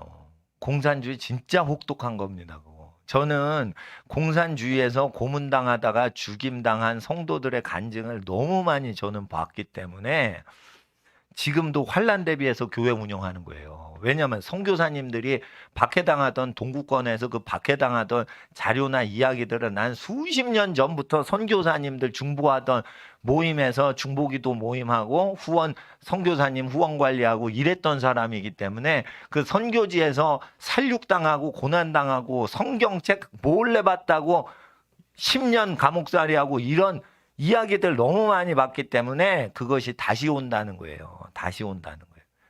그래 누구는 몰라요? 은행빚 동원하고 교회 부흥시키고 이런 거 왜 몰라요? 다 알아요. 근데도 복음이 전파되게만 하지 교회에 그거를 크게 하면 안 되는 거예요. 그러니까 스피커를 크게 만들 수 있죠. 그러나 스피커를 보이지 않는 스피커를 100만 개를 만드는 게 더 좋을 수도 있는 거예요. 초대형 스피커를 집채만한 스피커 하나를 세계적 스피커를 만드는 게 초대형 교회 운영법이에요. 그럼 전국에서 그 설악산만한 스피커를 본대봐. 그러면 그 스피커 하나를 통해 많이 예수님을 알 수 있죠. 그게 여의도 순복음교회 조용기 목사님 스타일의 사역이에요. 초대형 스피커, 유명 교회, 유명 목사님 하나 세우는 거예요. 그러면 전국이 다 알지. 그러나 박해가 오면 그 스피커 공격당한다 이거예요. 그러면 어떻게 해요? 작은 사람들 당회 조직하면 재산 뺏을 거 아니야. 당회 재산 뺏을 거 아니야. 그러니까 세무서에 등록하지 않고 교회 좀 할 수 없냐 물으면 세무서에 등록해서 교회 재산을 합법적으로 모금을 할 수 있게 하지 않으면 불편하다고 해서 세무서에 등록 안 해요. 세무서에 등록 안 하고 교회를 운영하면 가난한 사람한테 계속 나눠줘야 돼요. 교회 재산 많이 있으면은 그거를 목사가 감당하면 의심받을 거 아니에요. 그러니까 저도 1,000만 원 이상이나 뭐 억을 갖고 오시면 얘기를 해요. 예. 예. 그러니까 1,000만 원을 헌금을 하시면은 이거 월세 보증금 못 내시는 분 도와드리는 비용으로 쓴단 말이에요. 억을 만약에 헌금을 하셨다. 그러면 내가 그분한테는 얘기를 해요. 이거 예배당 짓는 데 쓸 거라고. 난 그렇게 얘기를 해요. 예. 이거 이사 올 때도 그랬고, 예. 그래서 이 돈을 내야지만 된다. 그래서 뭐 100%다 헌금 다 내시라. 미국 교회 다 그렇게 얘기해요. 근데 그런 식으로 해서는 박해를 준비하는 게 아니에요. 대비하는 게 아니에요. 그래서 저는 개인적으로는 기도청을 짓는 거는 교황청하고 좀 비스무리하니까 뭐 그렇게 효과가 있겠는가. 그리고 하나님 앞에서 그러나 좌파들이 얼마나 세금을 강도질해 갑니까? 그러니까 정치 세력화 시키는 기독교 단체가 기독청을 만들고 그래가지고 막 전쟁하는 것은요. 빨갱이들이 몇백조 원을 사용하는데 기독교가 2조, 10조 재산이 전국에서 모였다. 그거 갖고 전쟁을 내전을 하는데 국방비로 쓰는 거예요. 솔직히 말해. 예? 그럴 때 정치 투쟁하는데 그 몇 조 원이 몇 억이 쓰여졌다. 그거는 사치가 아니라고 봐요. 정치 내전 상태거든. 또한 우리가 박해를 대비해서 그렇게 정치적인 투쟁을 하는 단체들도 있어야겠지만 우리는 보이지 않는 운동을 또 해야 되는 거예요. 그러니까 가난한 사람에게 다 나눠주고 돈 없이 그냥 예배당 와서 검소하게 예배당 운영하는 운동이나 비밀교회 운동하는 걸 해야 되니까 신앙 운동을 해야 되는 거예요. 그리고 가정에서 무슨 단체를 만들지 마세요. 그냥 개인적으로 친한 사람하고 2명이서 전도하면 그게 비밀교회지. 꼭 조직을 만들어야 돼요. 걸렸어. 너 왜 믿어? 그랬더니 나랑 언니랑 믿는 거예요. 조직이 있어 없어? 이러면 조직이 뭐 있어요. 내가 믿을 뿐이에요. 내가 믿을 뿐. 그 우리 언니라고요. 우리 가족이라고요. 쟤는 왜 믿어? 혼자 믿겠죠. 뭐 내가 어떻게 알아. 이런 식으로 하는 운동을 해야 된다니까. 내 마음이 믿어지는데 어쩔 거요. 여러분이 병사 2반이 되는 거예요. 쉽게 말해. 나 하나님이 믿어줘요. 이런데 어떡할 거예요? 이 반동부자 같으니 밤새 너 얼음창고에 있어봐. 하나님이 계신가? 너를 구원하시나 보자. 네가 동상 안 걸리나 봐. 동상 걸리지. 동상이 안 걸리는 거예요. 안 걸리면서 뭐를 얘기하는 거예요? 하나님이 계시잖아요. 하나님이 계시죠. 말을 못하는 거예요. 그거를 고문한 장교도 말을 못하는 거예요. 근데 문제가 생기는 거예요. 이게 유신론자가 점점 생기는 거예요. 하나님 고백하는 사람들이 하나님이 계신 게 확실해. 이반이가 이겼어. 이런 거예요. 예언까지예요. 하나님이 군대 휴가를 보내주실 겁니다. 뭐 이런 예언까지 하는 거야 이거. 이거 군대 휴가는 빨갱이가 정하는 건데 예언한 대로 되는 거예요. 야 하나님이 계시다. 야 나 휴가 간다. 뭐 그런 간증도 있던 걸로 내 기억에 나요. 그거 읽었는데 시간이 오래전 거라 내가 기억을 못해. 근데 이반이 죽은 게 1927년인가 그래요. 그러니까 내가 그거 기억을 하고 죽은 이반이 시체가 이렇게 찍힌 사진이 있다고 이 유튜브에 막 돌아다녀요. 그러니까 유명한 사람이에요. 그 사람. 20대 순교자 한 사람. 그런 사람들이 수십 년 1990년도 소련이 붕괴될 때까지 지하교회를 형성했던 사람들이에요. 그러니까 소련 푸틴이라는 사람이 소련을 하는 것 같지만 러시아 안에 진짜 신앙이 좋은 분들이 있어요. 미국 교인보다 신앙 좋은 분들이 소련 내 러시아 안에 있어요. 우크라이나 안에 그런 분들이 있어요. 70년 동안 소련 공산주의 박해에서도 믿음을 지켰던 사람들의 신앙이 1990년대 이전에 할아버지 할머니 믿음 그대로 받은 사람들이 지금 우크라이나에 많이 있어요. 우리는 그걸 간과하시면 안 돼요. 가난뱅이 우크라이나 불쌍한 찌질이도 못 사는 후진국 국민들 그렇게만 보시면 안 돼요. 그 땅은 거룩한 순교의 피가 흐르는 땅이에요. 후르시초프가 스탈린이 죽으니까 미국이 아무래도 앞서가거든요. 미국을 이길 수가 없거든. 그러니까 미국처럼 이거를 좀 해야 된다. 스탈린식으로 하면 안 된다.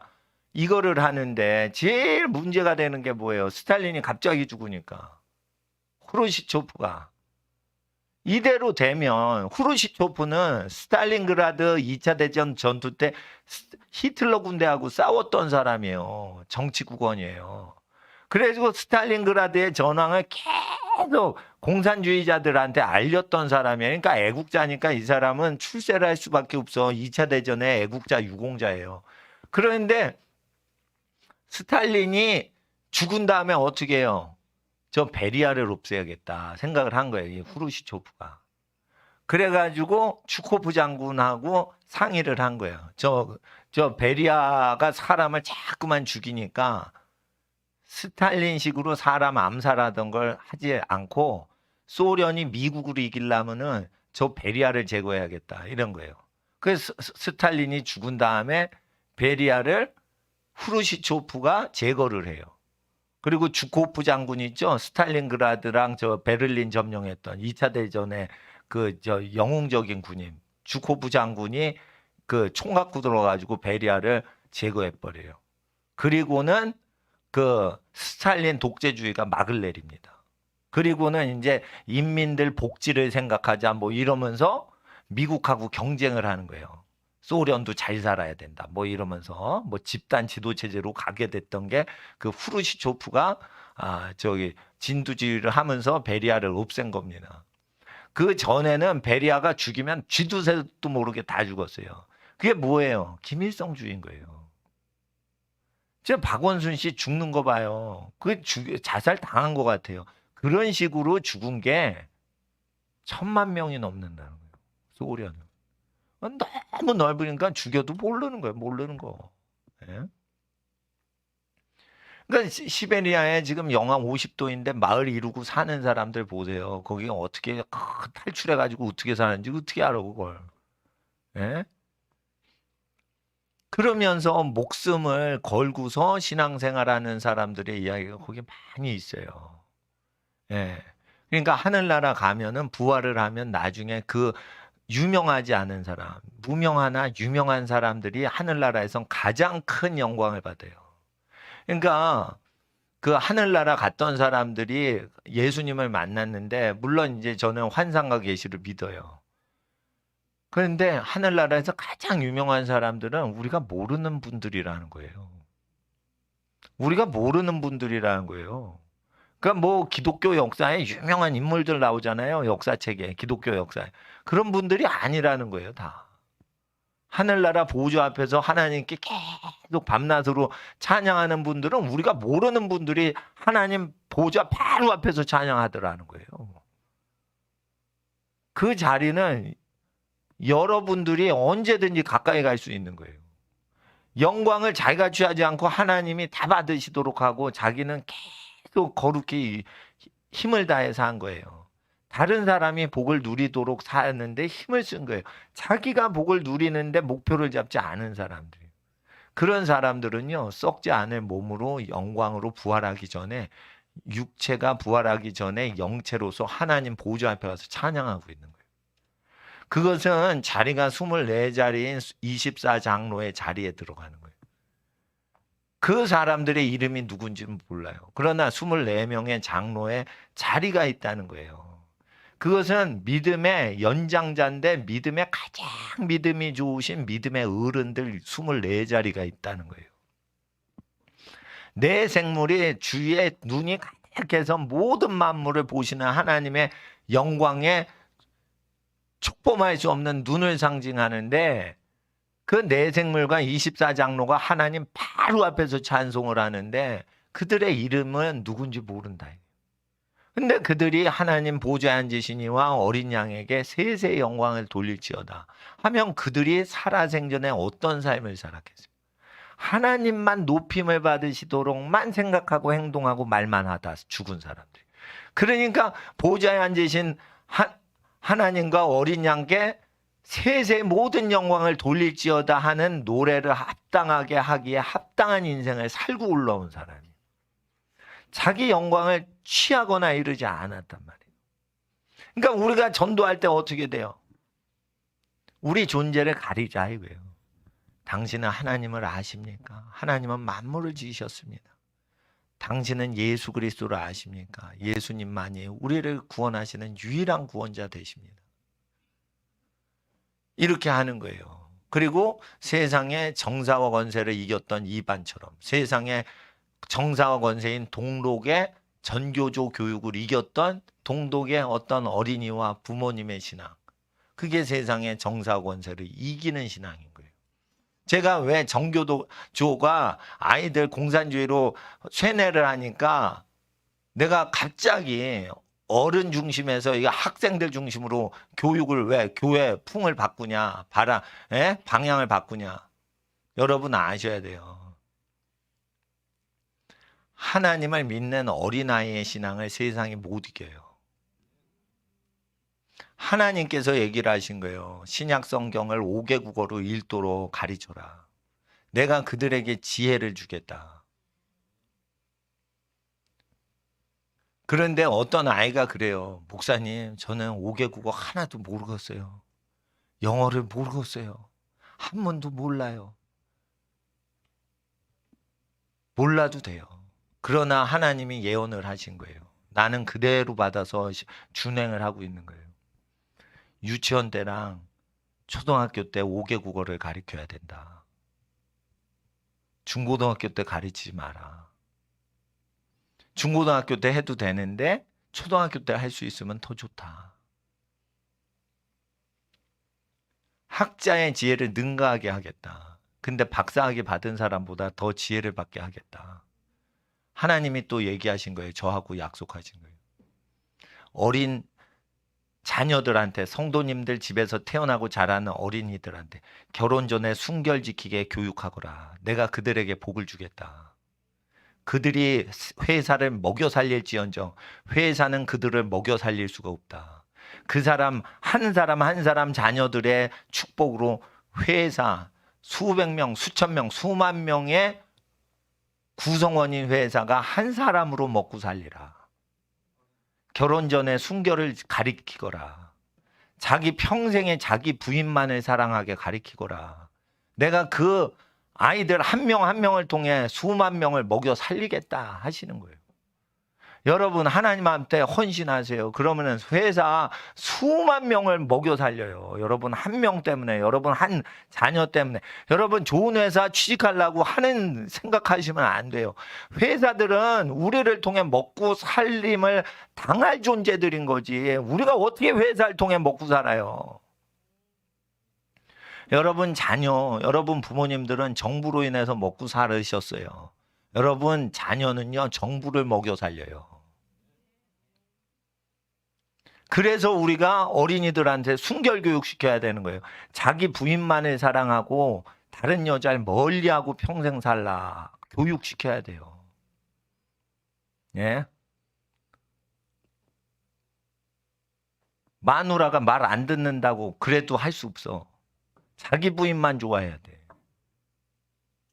악처면 어떻게 해요? 소크라테스 부인이 걸리면 어떻게 해요? 그래도 할 수 없어. 크리스찬은 권리가 없어요. 권리를 포기해야 돼. 자기 부인 외에 다른 여자 가까이 하면 안 돼요. 그러면은 그런 믿음에 있는 어린이들을 키우라 이거예요. 그러면 하나님이 열방 나라와 민족을 다 먹여 살리신다 이거예요. 그러니까 저는 믿음을 갖고 하는 거예요. 그리고 가르치잖아요. 라틴어, 독일어, 또 선교사님 오셔서 저보다 잘하시는 중국어, 한문, 성경. 그것도 진리의 말씀 예수께서 가라사대 말씀하신 거. 배울 때요. 학자적인 지혜가 올 수도 있어요. 세계적인 사업가의 지혜가 올 수가 있어요. 용감한 군대 전략 사령관의 지혜가 올 수도 있어요. 여러분 지혜는요. 자기 전공별로 오는 거예요. 그러니까 자기가 신약 성경 5개 국어로 공부하거나 순결 서약을 하거나 하나님 앞에 부모 공경 서약을 하고 내가 평생 지키겠습니다 할 때요. 하나님께 내가 헌신을 해서 지금 외국어 신약 성경 공부한 지 5달인데 나한테 아무것도 없어요. 걱정하지 마세요. 자, 따라하세요. 때가 참해. 여호와께서 오시리라. 아, 목사님 말 듣고요. 지금 부모님한테 뭘 드리고 있는데요. 근데 아직도 5달이 됐는데 아직도 부자가 안 됐어요. 목사님 뭔가 고장난 거 아니에요? 하나님 나라에 뭔가 이렇게 연락통이 안 닿는 거 아닌가요? 아니요. 때가 탁 차면은 다 되는 거예요. 저는요, 자꾸만 반복하는 거 있죠. 제 혓바닥에서 내가 이거 반복하려고 그러는 게 아니에요. 응? 여러분, 예수 믿는 게 뭐예요? 예수 믿는 게. 자기 아내를 버리고 다른 여자에게 장가가지 말라고 하셨어요. 자기 아내 버리고 다른 여자에게 장가를 들면 본처에 대해서 버림받은 그 부인에 대해서 간음을 행하는 거예요. 그리고 버림받은 여자분한테 장가가도 간음한다 했어요. 그러니까 버림을 당했죠. 그러면 버림당한 여자한테 가서 남자가 결혼하면 안 되고 버림당한 여자분한테 좀만 기다려 보세요. 남편이 돌이켜서 다시 올 거예요. 이렇게 가르쳐야지. 예? 이혼하신 분을 만나시잖아. 그러면은 총각인 남자는 이혼하신 부인이나 여자분하고 결혼하면 안 되고 어떻게 해? 남편하고 화해를 시켜야지. 어떻게 그 여자분하고 결혼을 해요. 사랑을 해도 사랑할 사람이 있고 사랑하면 안 되는 게 있는 거예요. 첫 단계로 뭐 어떻게 해요? 남편이 버렸어? 그러면 부인 걱정 마세요. 남편이 회개하고 돌아올 거예요. 이렇게 해야지. 예? 그 여자를 어떻게 데려가면 어떻게야? 그거는 나중 사건이 될 수는 있을지 몰라도 첫 단계부터는 예? 원래 남편이랑 부인을 화목해 하는 일을 하는 게 그리스도인이지. 그런데 이런 것들은 뭐냐면 불행을 당한 어떤 상황에서 사회인의 역할을 하는 거예요. 근데 사회인의 역할을 안 하는 사람이 뭐예요? 어떤 남편이 버렸어? 돈 많이 있고 엄청나게 예쁜 버림받은 여자야? 재산이 얼마라고? 뭐 150억? 와, 그 여자하고 결혼하는 거야. 와, 150억에 버림받은 여자요. 남편 재산이 1,500억이요.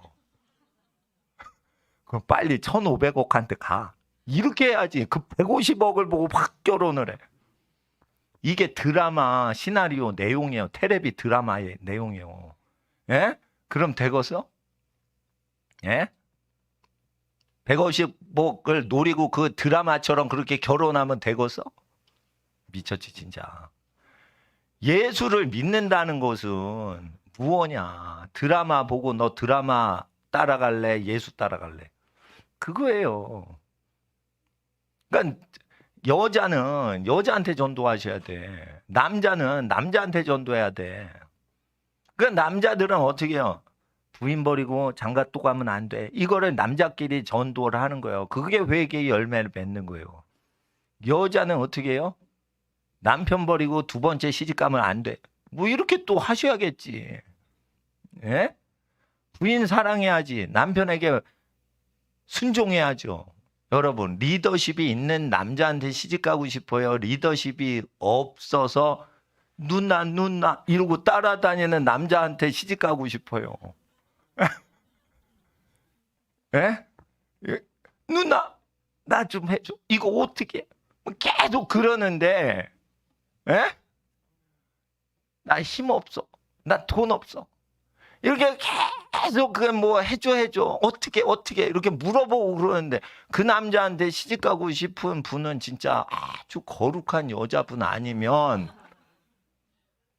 남자 볼 줄 모르실 수도 있어요. 왜냐하면 시집을 딱 그런 남자한테 가서 영원히 그걸 하고 있으면 애를 낳는데 애를 키워야 되는데 남편이 큰 애기야. 그래서 남편 계속 하면 나중엔 짜증이 난다니까요. 여자가 아우 사랑스러워서 결혼했어. 근데 나중에 애 낳고 봐. 그러면 여자는 약한 애기도 챙겨야 되기 때문에 남편이 계속 결혼 전에 하던 대로 그렇게 막 하잖아. 그러면은 남자가 말이야 리더십도 없고 말이야. 여자가 애기 낳고 돌봐야 되는데 남편이 부인한테 계속 치근덕대고 그럼 여자가요 짜증 나는 거예요. 그러니까 여자는요 누구한테 시집 가고 싶어해? 똑똑하고 자기의 머리 역할하는 남자한테 시집 가야 되는 거예요. 장가 못 가는 남자들 잘 보세요. 데이트할 때 뭐 드실래요? 이렇게 물으면 장가 못 갈 가능성이 많은 남자예요. 에? 뭐 드실래요? 아유, 그 좋아하시는 거 그냥 아무거나 돼요 이러는데 남자가 그래도요 뭘 좋아하시는데 또 가. 그럼 여기? 아니면 저기? 어디? 이러고 계속 하죠. 장가를 거의 못 갑니다. 그런 남자들. 리더십을 발휘해야 돼요. 리더십을. 응? 짜장면? 아니야. 좋은데. 응? 아유, 아무 때나 돼요. 아니야. 이걸 먹어야 돼. 그래야 멋있어. 뭐 이렇게 리더십이 있어야 돼. 리더십이. 예? 여자가 짬뽕을 먹고 싶겠대. 아니야. 비싼 거. 이렇게 자기가 결정을 내려서 리더십을 가져야 어머머 이 남자한테 시집 가면은 먹고 사는데 아무 걱정 없겠다.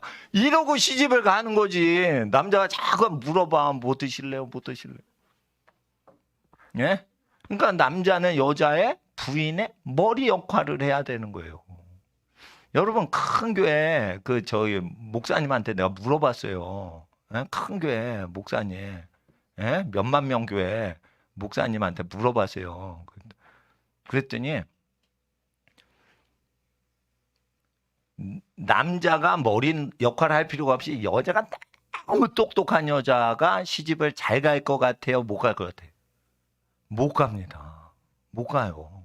그러니까 남자가 뒤어가지고 그렇게 똑똑한 척하는 여자한테는 장가가기도 싫고 그런 거예요. 그러니까 남자는 여자의 머리 역할을 하는 게 맞아요. 그래서 하나님 앞에서 자기가 진짜 리더십을 인정하고 시집을 갔다 그러면 그 남편의 권위를 인정해야지 그 하나님이 기뻐하시는 거예요. 그러니까 결혼할 때는 남자의 리더십을 인정해서 결혼했는데 결혼하고 나니까 자기가 자기 마음대로 살고 싶은 거야. 그러니까 남자를 계속 까는 거야. 돈 못 벌어온다고. 이렇고 저렇고 이러면서 자기 뜻대로 하는 거예요. 그럼 어떻게 돼요? 놀라지 마세요. 귀신이 역사해요. 성격이 못돼 먹으면 귀신이 역사한다고. 그러니까 결혼할 때의 초심을 배신했기 때문에 자기 본성을 거역하는 식으로 사는 거예요, 여자가. 그러니까 여자가 귀신을 부르는 여자는 자기가 행동해서 결정한 거랑 감정 반응이 거꾸로 나오는 여자는 귀신이 역사해요. 생각, 감정, 의지가 한결같이 서로 사마띠 해가지고 서로 조합이 이루어져야 돼. 근데 생각과 감정과 의지가 다른 방향으로 가잖아요. 그러면은 그 여자는 쉽게 말해 미친년이 되는 거예요. 여러분 그거를 할아버지들이 저거 미친년 간다. 그런데 그게 인생을 많이 사신 노인이 얘기를 하는 거지. 그냥 여자분 귀하신 여자분을 그냥 미쳤다고 하는 게 아니에요. 미치는 게 뭐야? 생각과 감정과 의지가 완전히 반대 방향으로 도는 거예요. 결정은 했어. 리더십이 있는 남자를 좋아해. 그러는데 자기 주장대로 살라고 우겨대는 거예요. 그러면은 결혼할 때부터 누나 나 좀 도와줘. 이런 남자랑 결혼해야지. 그래야지 부인 마음대로 하는 거지. 근데 결혼할 때는 안 그런다니까. 결혼할 때는 돈 많고 잘나고 막 이런 남자 골라요. 그리고 결혼해서는 어떻게 해? 절대 그 리더십을 인정 안 하는 거예요. 예? 그리고 아이 하나 낳죠. 그리고 아이 하나 낳고 어떻게 해? 내가 아이 낳았어. 그러니까 당신은 노예를 해. 아이랑 부인에게 노예를 해. 노예 역할을 해. 우리가 시키는 대로만 돈 벌어. 뭐 이러는 욕심이 생길 수가 있어요. 이게 뭐예요?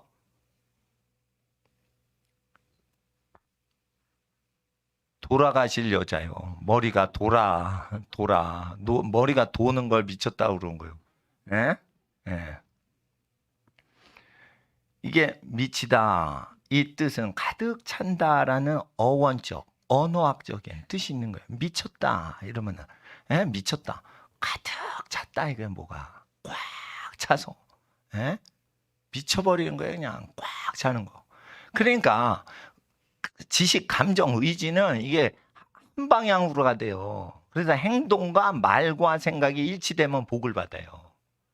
행동, 생각, 말이 그리스도로 일치가 되면 복을 받고 따로따로 놀아. 그러면은 판단 미스가 오고 자꾸만 어둠이 오는 거예요. 자꾸만 충돌이 오는 거예요.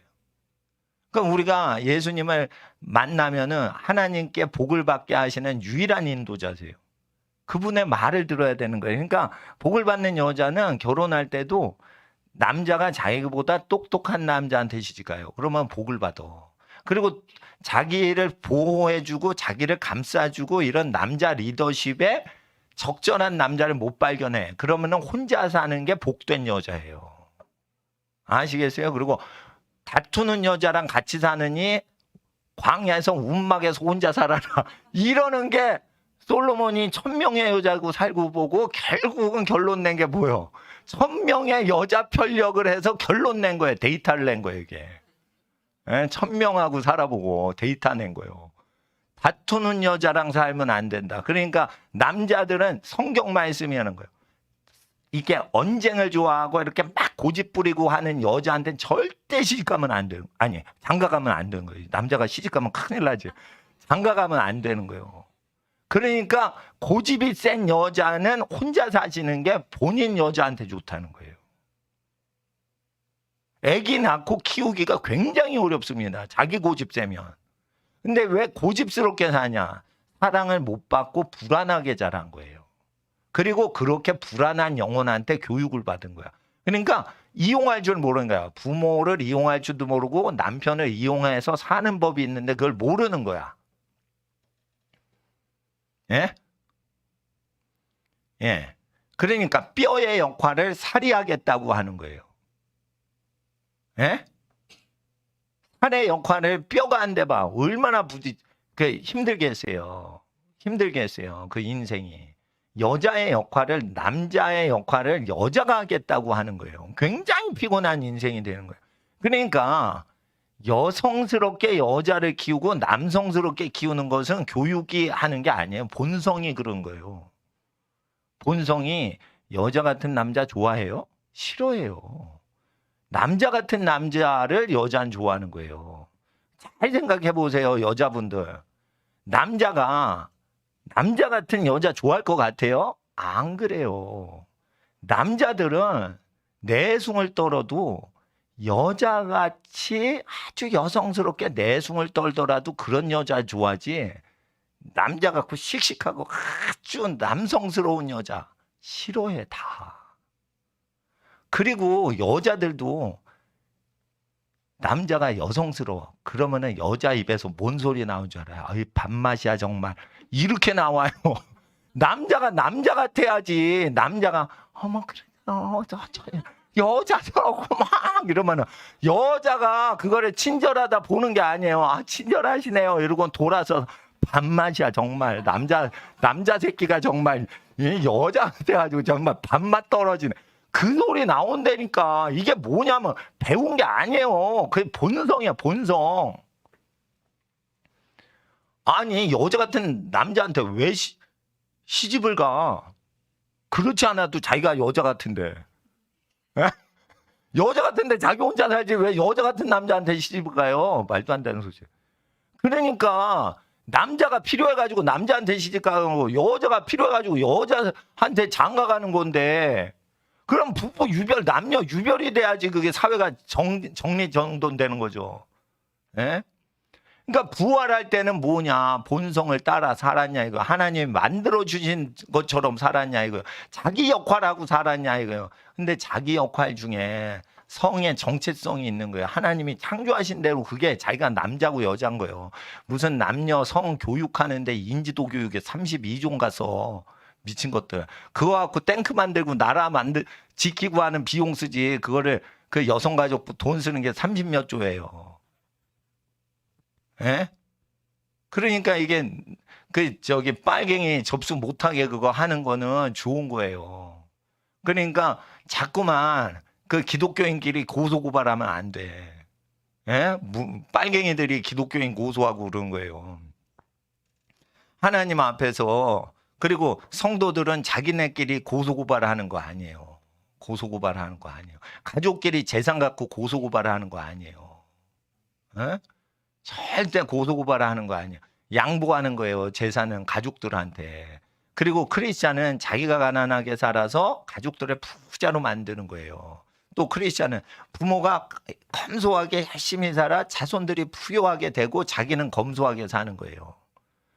부자 되는 건 왜 그래? 자손들을 위해서 부자로 살 뿐인 거예요. 후손들을 위해서 부유하게 되면 돼도 부자가 돼도 부자로 살지 마시란 말이에요. 정신 해이해지니까. 그렇잖아요. 그러니까 하나님 앞에서 우리가 부활을 생각하지 않고 사니까 헷갈리는 거라. 그래서 아니 난 부자 되는 법 있죠. 재테크하는 법 있죠. 그게 이 세상에선 지혜로운 방법이에요. 재테크하는 게. 그런데요. 자기가 일하지 않고 남이 일한 걸로 쉽게 돈 버는 법이 있어요. 그게요. 부활할 때 욕 들어먹는 거든지 지옥 가는 법이든지 천국을 간다 해도 천국에서 부끄러움을 당하게 되는 이유가 된다고요. 그러니까 부끄러운 구원을 받게 된다고요. 재테크를 많이 하는 만큼. 이 재테크란 뭐냐? 내가 일하지 않고 남이 일한 걸로 내가 부자로 사는 거예요. 그게 일하지 않고 쉽게 부자로 사는 법을 재테크라고 하고, 경제학, 경영학 전공하는 사람들이 그걸 평생 연구해요. 근데 그게 천국에 딱 가거나 또는 부활할 때 자기의 수치가 된다고요. 그래서 어떤 분이 주식 투자하고 또는 이제 이자 이용해서 먹고 살고 남의 돈 빌려서 또 돈 꿔주고 살고 이런 분이 있어요. 그러면은 그렇게밖에 못 살면은 그렇게 일단 생계를 유지하시는 거는 하나님이 허락하신 거지만 자기가 집중해서 할 일을 먼저 찾으시면서 그것도 하시라 이거예요. 자기 일이 없고 남의 돈 갖고 자기 돈처럼 살라고 그래. 그러면은 나중에 어떻게 해요? 환난을 못 이겨요. 그리고 죽었다 부활할 때 자기 상이 하나도 없는 거예요. 그러니까 재테크하는 거 몰라서 제가 안 가르쳐 드리는 거 아니에요. 그리고 너무 어렵게 살아. 그래가지고 내가 재테크하는 거 가르쳐 드릴까 막 이러다가 목사인데 재테크 그러니까 어떤 목사님은 사업을 10억씩 벌던 분이 목사가 되셨어요. 그래서 선교지 가신 분이 있어. 그러니까 맨하탄에서 금융 전문가였잖아.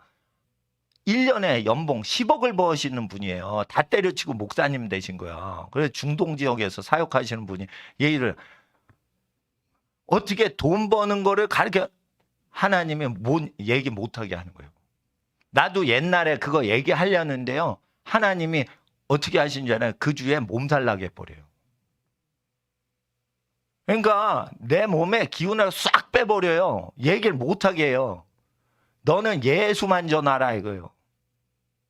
재테크하는 거 교인들이 모를 것 같냐? 너보다 많이 한다. 아니 여러분이 나보다 더 할 거 아니에요. 사업하시는 분이.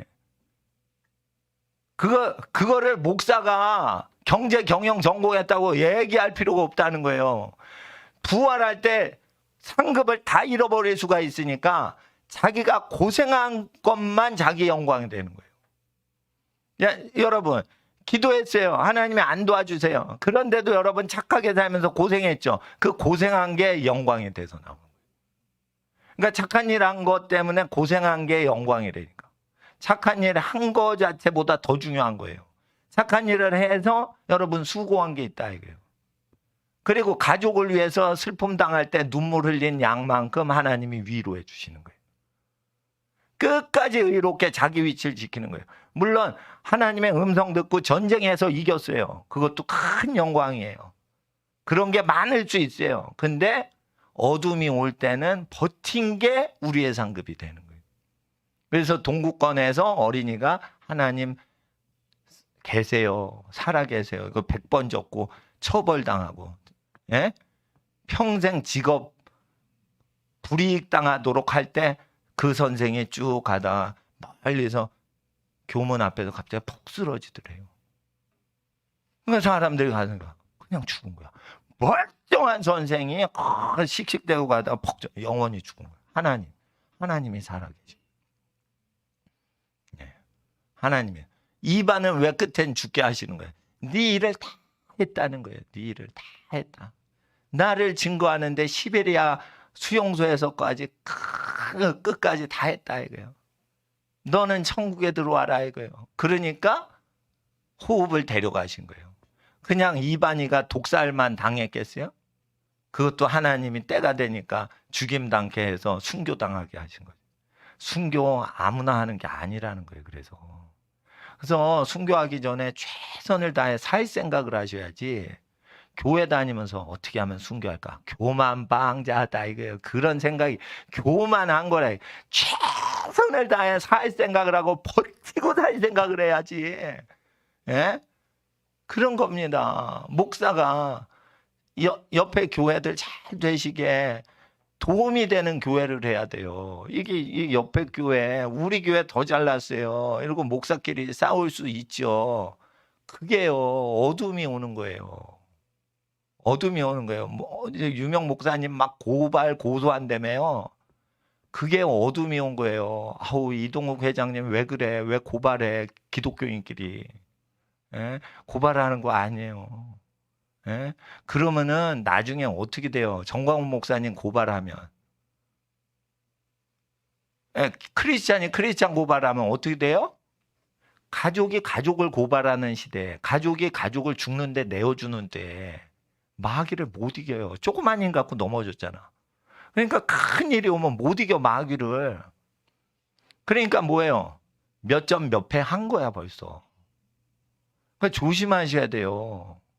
그러니까 남을 위해서만 일을 해야 돼. 나설 때 조심해야 돼요. 그건 무서운 거예요. 그래가지고 어떻게 해요?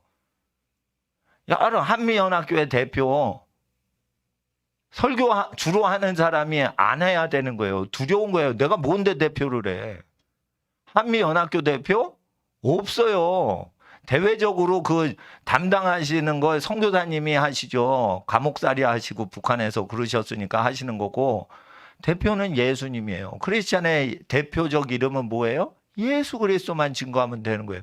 우리 교회 꼭 사람 안 데려와도 되는 거예요. 다른 옆에 교회, 종빈아, 너 어려운 교회 드럼 봉사하러 간다며.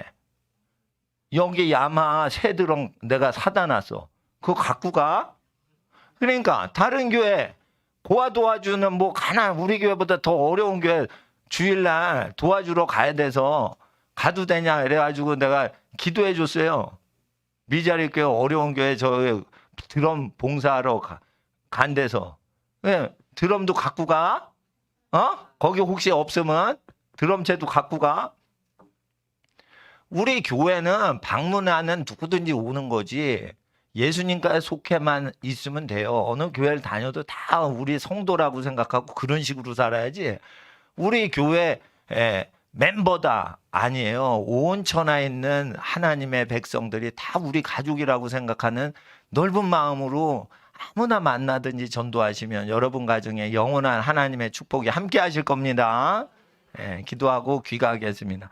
거룩하신 아버지 하나님, 오늘 귀가하는 모든 성도의 가정에 영원한 믿음으로 함께하옵시고, 부활할 때 우리의 상급이 무엇인지, 영적인 낮이요 영적인 밤이 무엇인지 알게 하여 주시옵소서. 죄인과 악인에게도 영적인 밤이 있습니다. 의인에게도 영적인 밤이 있습니다. 고난을 당하는 자가 있습니까? 큰 상이 예비되어 있습니다.